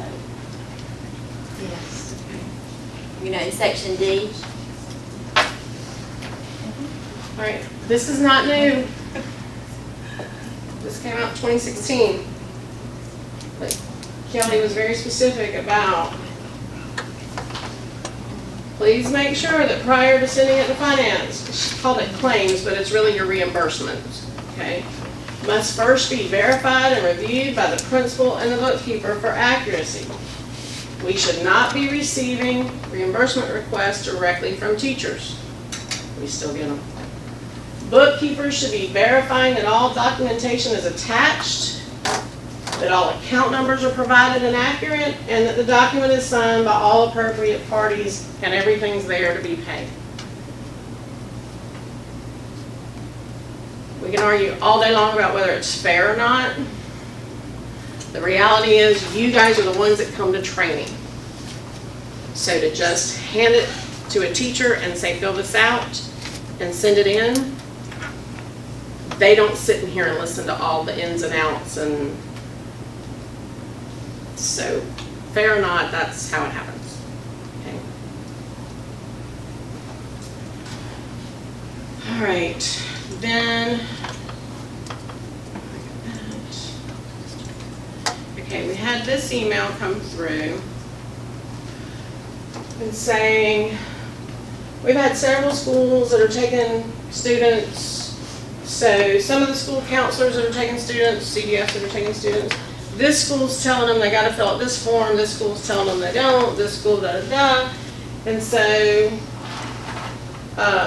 can we please send an email to bookkeepers and principals explaining when they must complete and when they, so, besides the fact that we had bookkeeper training, the finance workshop in the summer about it, the other issue is your school is allowed to have stricter requirements. So even if it's not a form we want, if you want it filled out but you keep it at your school, not fill it out and send it to us anyway, your school can do that. So I can't go out and send out this massive email and say, because as long as you're meeting our standards, you can make your standards stricter. Your principal can make your standards stricter. So that's why we keep in mind, though, that when you do that, they go to the business manual and it says this is what you do, and then they come back and yah-yah with you. I can't help it. You got to explain why it's different. And what's happening up here is y'all have some different requirements, but then somebody at district office is paying for that entire group of psychologists, guidance counselors, whatever, to do something, and they're all getting conflicting, but it is what it is, okay? So just be aware that the more you attach to a district-wide form over and above what we require, it can create confusion when mass groups go from not your school paying for it, somebody else paying for it and telling them what to do. I had that come up, Sandy, but we were actually paying for the staff members' ticket. So I asked her to. And in that case, then then the district told her she didn't have to. And if you're, so that might be an email. it wasn't. It wasn't. I will promise you, it wasn't. It was actually from up here. But because I But was purchasing a ticket for that teacher, I felt like I needed to get her to. sign if it. your school I mean, is not teacher, paying the for it counselor. in any way, shape, or form, then yes, you have the right, because you've got to cover your school's account, right? So, but if somebody up at district office is paying for 100% of it, then they tell them what do and don't do, and then you guys have attached some, you know, we want to use this in conjunction with the absence form and do it, you know, then that's where it gets confusing. So, I have a question. Like, I had a speech teacher that went to a conference that I didn't know she went to. And she didn't put it in Kelly, I had no clue she was gone. She came back, and she was gone, I guess it must have been like 3 or 4 weeks later. She's like, oh yeah, I forgot I was gone on such and such day, I needed those forms. Is there a deadline on these things? Or- I mean, it should actually have been done before she left. After the fact is a violation. Okay, that's right. Because I didn't even, of course, like, it wasn't like a full-time teacher, so I didn't know that she didn't form students that day, or I didn't know she was gone. That's a big snake in there. So there's no way to explain that. I mean, in theory, we could refuse to pay it because she didn't do it all. And if the fund manager's paying for it by not doing it in advance, they may no longer have the money to pay her because their deadlines, some of them are May, some of them are June. So by doing that, she runs the risk that the funding is no longer available because she didn't get it submitted. So, yes, ma'am. I'm not saying we have dishonest employees, but I get these sometimes and they're signed and dated like a long time before they're really given to me. So we can talk later, but. Signed and dated, They like by the signed principal employee- or by? Employee, Oh, yeah, I need something to cover my, that you didn't sit on it at your desk forever. yeah, Yeah, you can do a receipt and your initials up there. I can add things. I know that you don't want us to change the form. You can't change the form, but if you have, you wanna put check boxes of, I don't know, principals, entered in whatever Kelly Services is, with a little checkbox so that you can check it off that these things have taken place, I'm okay with that. You know, if there are things to help you follow through with, is everything taken care of, if you wanna write It's okay if I receipt add something on here, Up make my copies. in white space, In white space. yes. But do not change what's not white. And also, what we do at Springdale is we're very conscious to say, understand what I'm giving you is not board policy, but it's Springdale procedure. And you have to do this before you do this. And that's, I get to create my forms and say, you have to do this before you can. That's another reason, guys, just in case we haven't hit this, and it's not just about travel, but that's another reason that we don't want staff to be sent up to district office to follow up on a travel form or a check request or a reimbursement or whatever. Because inevitably, while they're here, they go, what's the deadline or what's the date? And we give them what's in board policy and the business procedures manual. And then they go, well, my school required it. So don't send them up. They can't ask the question. Because we now we tell them, you don't have to talk to your bookkeeper. So even if they say, we don't tell them that the manual's out on the website, refer to it, da-da-da, when they come up with, when is this due, or what do I have to do to get this, talk to your bookkeeper. So we're not trying to not answer questions, but that whole thing we talked about with Acorn, we got 17 schools and 22 ways of doing things. So we have to send them back to you, or else we give them the district answer, which is not as detailed as what your answers are. All right. One last thing about this. All right, so why does it take so long to get reimbursed for travel? This is another one that Kelly sent out in September to all bookkeepers. So somewhere you actually have this. That if you want to laminate for reference when you get these questions. So she goes over the various levels and approvals.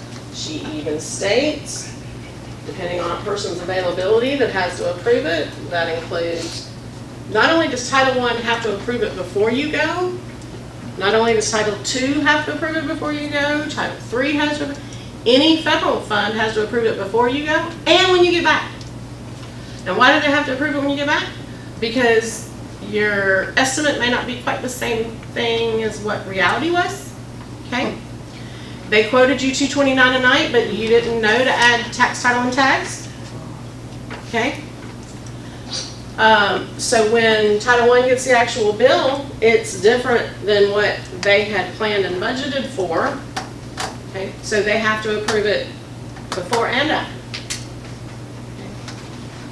Okay. So we try to tie Debbie to a chair so that she's here all the time to answer all questions, but she's not. She's out at other schools. She's out at required State Department meetings. So it could be a couple of days before she can come back and approve it. Okay. All right. And then we kind of have to get Carolyn to put even bonds, and I have to get my feet off the desk. I have lots of time. All right. I think that we have finally hit.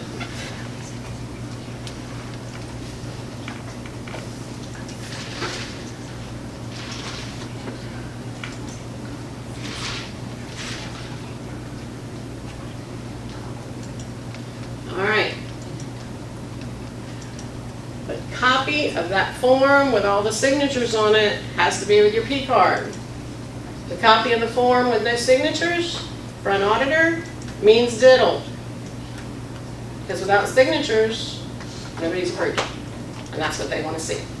So even on your P card, you have to have your signatures. And, okay. Paid for teacher to go to conference 2 days after the registration was paid. She could only go 1 day, so we sent another teacher. Teacher A will have the registration on her travel support, but teacher B has no money to report. So what do I do? Okay, well, technically, teacher B has half the registration. Right? You paid one registration fee, but 2 different people went. So technically that fee covered 2 people. So half of it should go on A and half of it should go on B.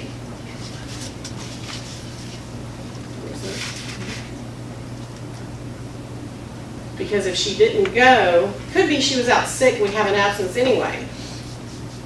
But it could be she didn't go because something came up and she needed to physically be at the school. And then there's no absence and we've got 2 days worth of, so we can't match everything up for the audit team. Okay. Make sense?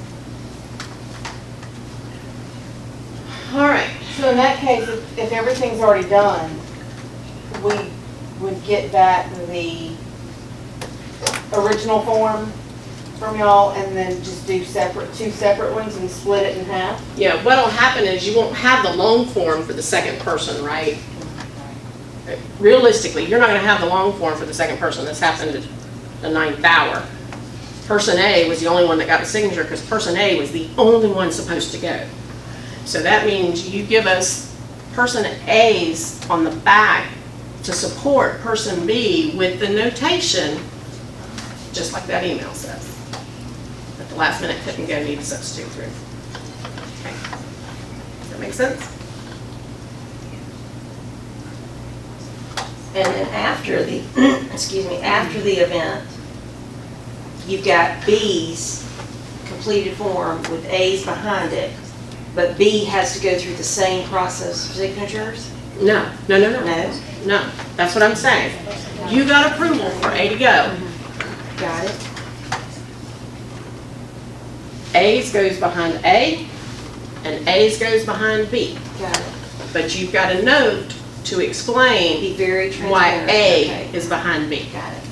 Because at the last 9th hour, A got Montezuma's revenge and couldn't go, and Gotcha. so we forced B to go, okay?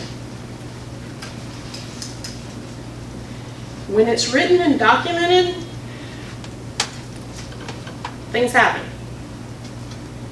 As long as we can document it and follow it through, the audit team will do the same thing. Better to have too much information than not enough. It's when we don't write it, because by the time they get here, you've retired, or jealous of everyone in the audience retired, or your memory is turning out like mine, and that was 6 weeks ago. I don't remember, heaven forbid if it's 15 months ago. So it needs to be written, email, handwritten, typed up, whatever. I mean, they do take explanations. Now, violations of board policy, then it takes a little more than that. But just circumstances of our internal forms. All right? I have a question. Okay. I don't know if anybody else has had this, but when we have someone that's going to several workshops, it's all one registration fee, and it may be 3 or 4 different dates. They only have to fill this out once with all the dates on it. Do they have to fill this out every time they come back?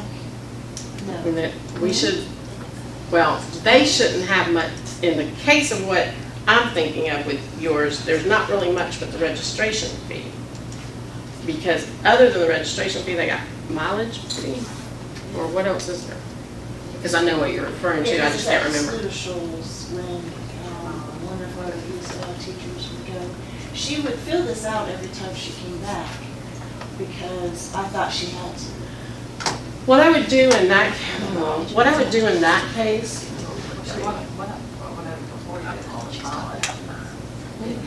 Yeah, all she had is mileage. the first one that she does should have the registration and that first mileage. After that, she should just be able to do a mileage log, Okay. because that's all she's got for those next 5. And otherwise, it looks like the registration was paid 5 times, and we don't want that. And that one is a little one-off from what we normally have, because normally we would tell you, we should be able to pick up that one form and see everything that happened on that trip, but that's not that trip. So it's a little one-off. But for those mileage reimbursements, Cindy, since all of the dates are on the original 8.5 by 14 form, you would take the mileage reimbursement form for each additional day and attach it to a copy of that to send in? Or? Yeah, you can put a copy of that Okay. behind the mileage form. Yeah.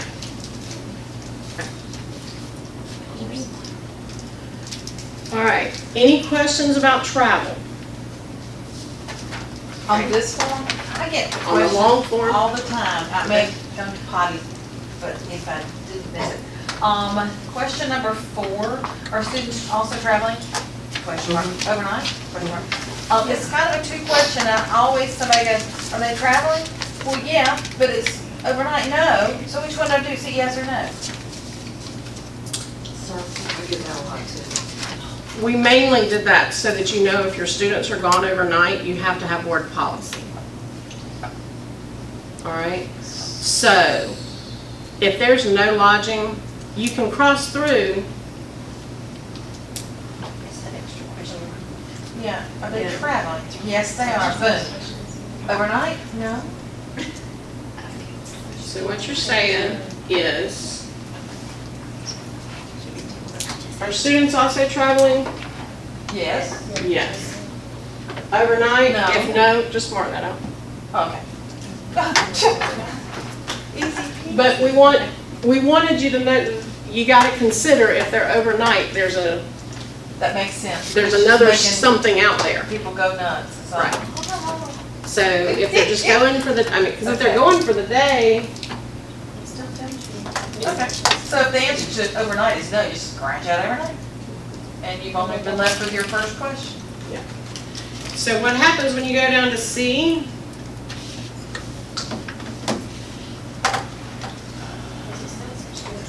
If they're not overnight, you just put not overnight. Okay?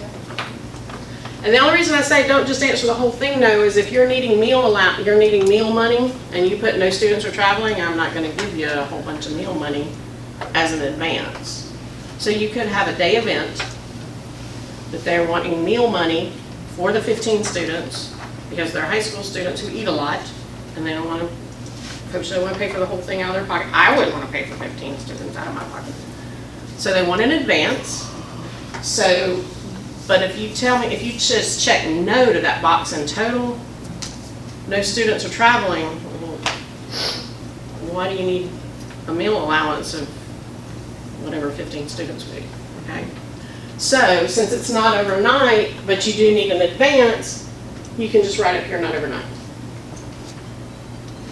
If you don't need an advance or anything for the students, okay, but keep in mind if there's a registration fee or anything like that, you should still check yes, because we're going to have a student account number, right?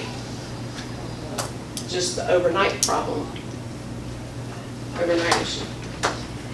So the advance is only cash for like meals and stuff like that, so basically for lodging or We would pay the registration. hotel directly, we would pay the, So that would, I would check no for no advance, because right, correct. everything else is gonna be done.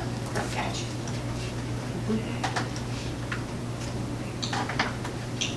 Swampy water, dirty water, well water, crystal clear waterfall. Crystal clear. This has really been a great meeting. I only have emails as examples, not, oh, no, oh, Dawn's gonna hurt me. I do have some actual, I asked to make copies this morning and then.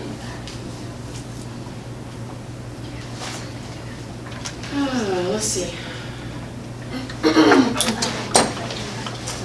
right, again, we tried to white out everything relevant, but if we miss something, we're not showing anybody because it's wrong and we're wanting to embarrass them. We're showing because this is what we get questions about, and this is the best example we can find, okay? So, all right. You see, they've asked for no meal allowance. No reimbursement. That's fine, but don't send me any meal receipts either. You're not getting that. Okay? All right. One of the issues we do have with this one in particular is we wrote a check to the hotel that included the students' hotel rooms. So we wrote like a $2,000 check to the hotel, but all the staff that went only added up to like $600 because that other $1,400 are student rooms. Well, nobody put the student rooms on, so how do I justify to an auditor paying $2,000 for $600, okay?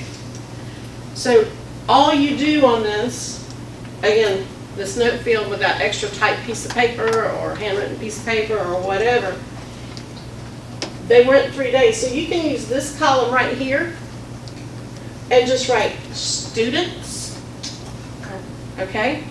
So you would put the room rate, the room of charge for all the students on one, whoever the lead person is. If you've got 3 staff people going, somebody's got to be in charge of this thing.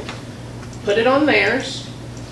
Put right here the rest of that hotel, but then down here where you're reimbursing, then you minus that out just like it was a prepaid. Because we're not going to reimburse them for the student's hotel. We've already paid it. Okay, so just like you would subtract out anything else we've prepaid, you would subtract that out down here. Make sense? Okay. But otherwise, we can't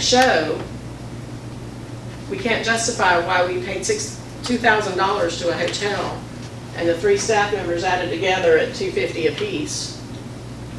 It's only $700. Okay. And they, in this particular case, they did rent the vehicle from Enterprise because they were transporting students, and that's fine. It took us a little while looking at it to realize that that's because they transported students and not they paid something separate for the students. But we studied long and hard and kind of figured it out. You know, in a perfect world, you'd have just put on the notes that you rented cars because you transported students, but we can still kind of audit trail that, okay? So the registration here is, again, it's showing for the staff person, which is here. All this up here is the students. Again, if we had put the students in one column all by themselves, we could show that student registration, that student lodging.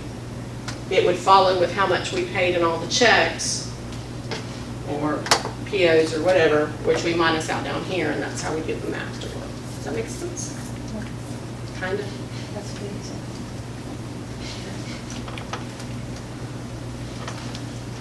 All right.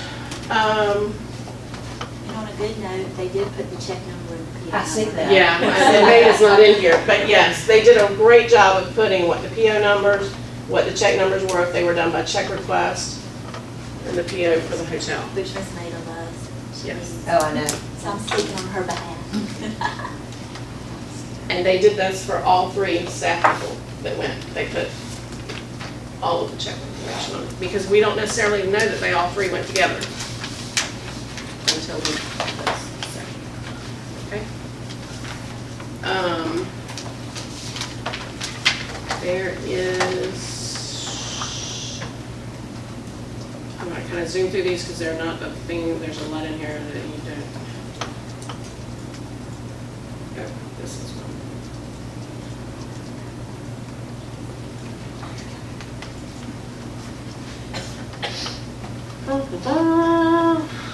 All right, the bill from the hotel. There's gotta be a page.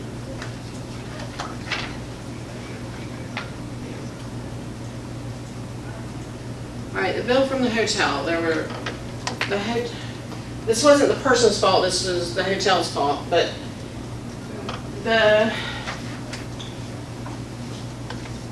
as they frequently do when we take big groups of people, they leave off somebody's room, and then they show a refund due that's not really due, and then they send you a separate bill for the part that they've already got that they didn't apply.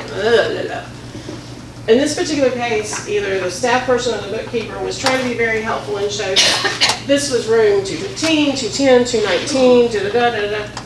Well, that's awesome, I appreciate it, but the problem is, it says it's room 210, and they wrote 215. And so then it starts looking like, and so then further back, they've written 210 next to 215. So appreciate the help, but let's make sure the hotel hasn't already identified it and we're not identifying it incorrectly. So, because we are going to have to go and show that we're not double counting rooms. You know, that we're not saying we got an extra room when we really didn't, because we say 210 and then we say 210 but 215, and so we're going to have to kind of work through that since that's on there. But again, the person was trying to be helpful. They just didn't quite catch that.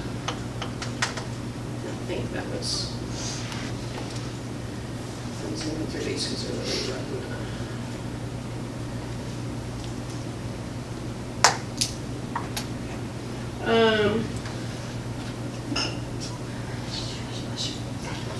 Again, on this one, where we've paid, they were kind enough to remind us that this was the portion that was the student's portion. There was another check that was the staff's portion. That helps you? Yes, because otherwise we're wondering, yeah. And if you don't put the check number on there, but you put this on there, that still helps us get, yeah, because it has, as long as you print it after we've paid it and not the morning while we've keyed it, but before we run the checks and there's no check number on it. But if you wait till the afternoon when the check number's there, then yes, that helps, because then we can track it down if we need to. So I'm going to be real honest with you guys, there are occasions where you can actually put too much on here, and but those are very rare. Because sometimes it's not that what you put was too much, but your explanation kind of starts, you know where you were headed with it, but it didn't give some background up front, and so it kind of insinuates something. That's rare. So we'd rather you write as much as you can, because then we can make notations to explain if it kind of veers off the path, versus not writing at all, because then we don't know. Does that make sense? All right, so that really is, I'm not going to show you the front page of the other two staff people if you believe me that they only have their hotel room. I'll show you if you really want to see them, but they really only have their hotel room and those students. All right. Questions?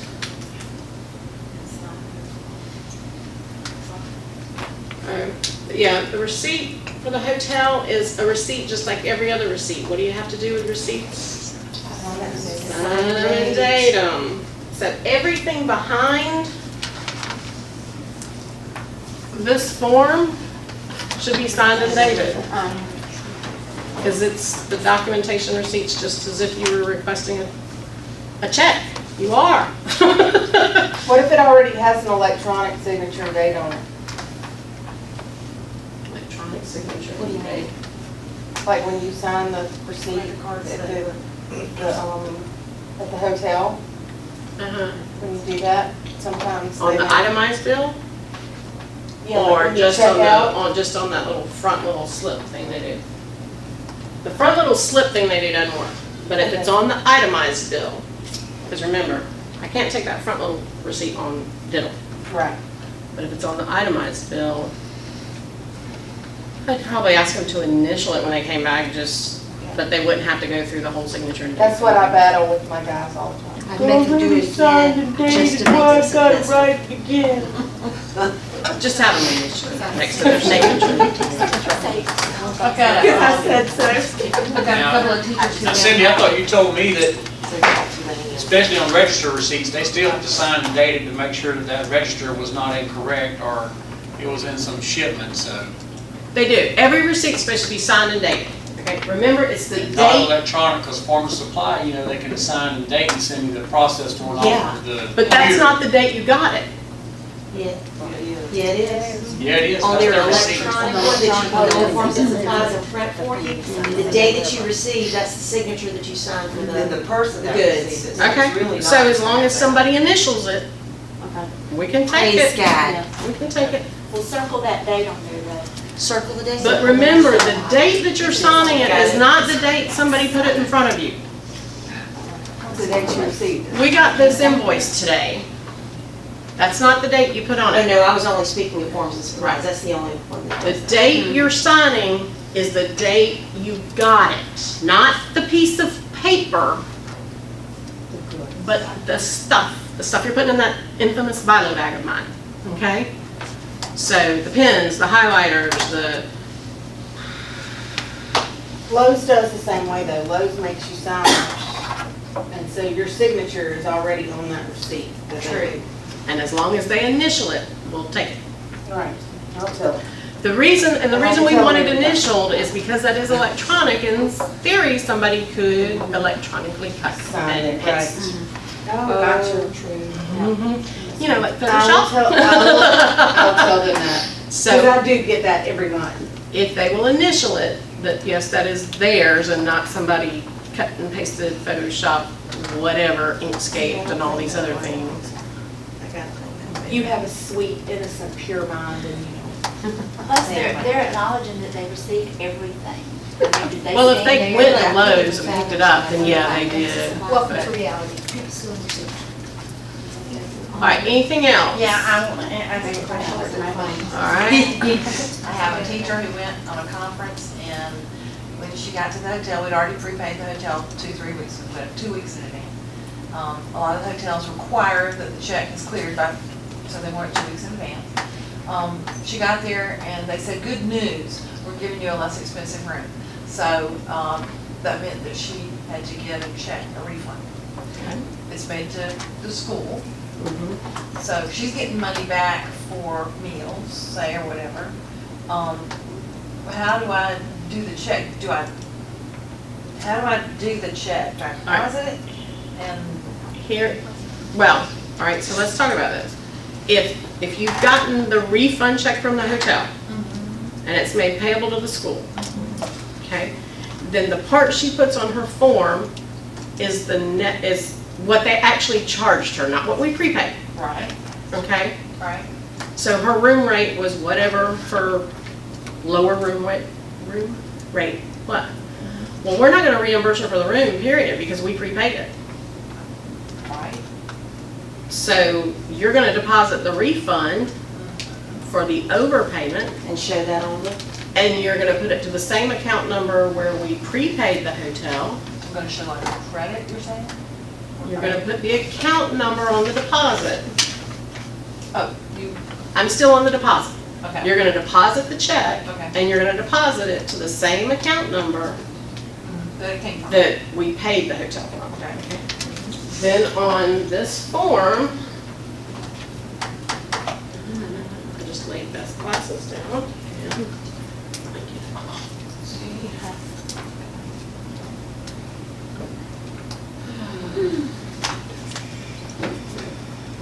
Oh, it's the one I don't have. So on this form, that's gonna be the hotel rate that they actually charged. So down here where it says less amounts paid by PO, you're gonna put both the PO number and the deposit number. So you'll put the PO of what we paid, and then you'll put the deposit date. And it's an opposite way, right? So if we're subtracting out what we paid by PO, you would add back in what you deposited into the bank. Okay, so I give you a copy of the deposit too. Okay. Okay? Fund managers in the room, please take heed, and if you're paying for something, make sure to include your bookkeepers at the Yes. schools. Yes, yes, Please, and please, yes. please, please, please. Yes, because it doesn't always get passed along to us. Yeah. And we ask more people, and they say, I don't know who's paying for it. Somebody in the district. Please include us. And the title of the conference name. Thank you. Or include them on the email if you do it by email. Yeah, I know I joke with all the school bookkeepers every year about Tony and I really are two people, we're not interchangeable.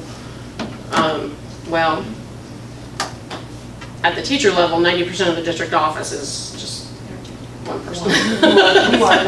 Yeah. So it gets hard for these guys to figure out who to contact. So if you're paying any part or have agreed to pay any part, if you're sending them.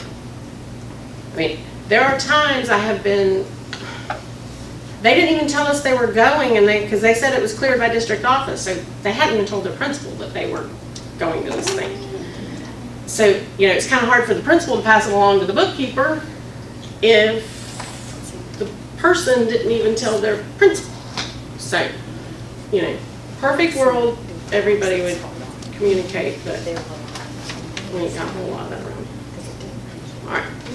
Anything else? Not a thing. All right. Thanks everybody for your patience. School bookkeepers, please stay for 8 more.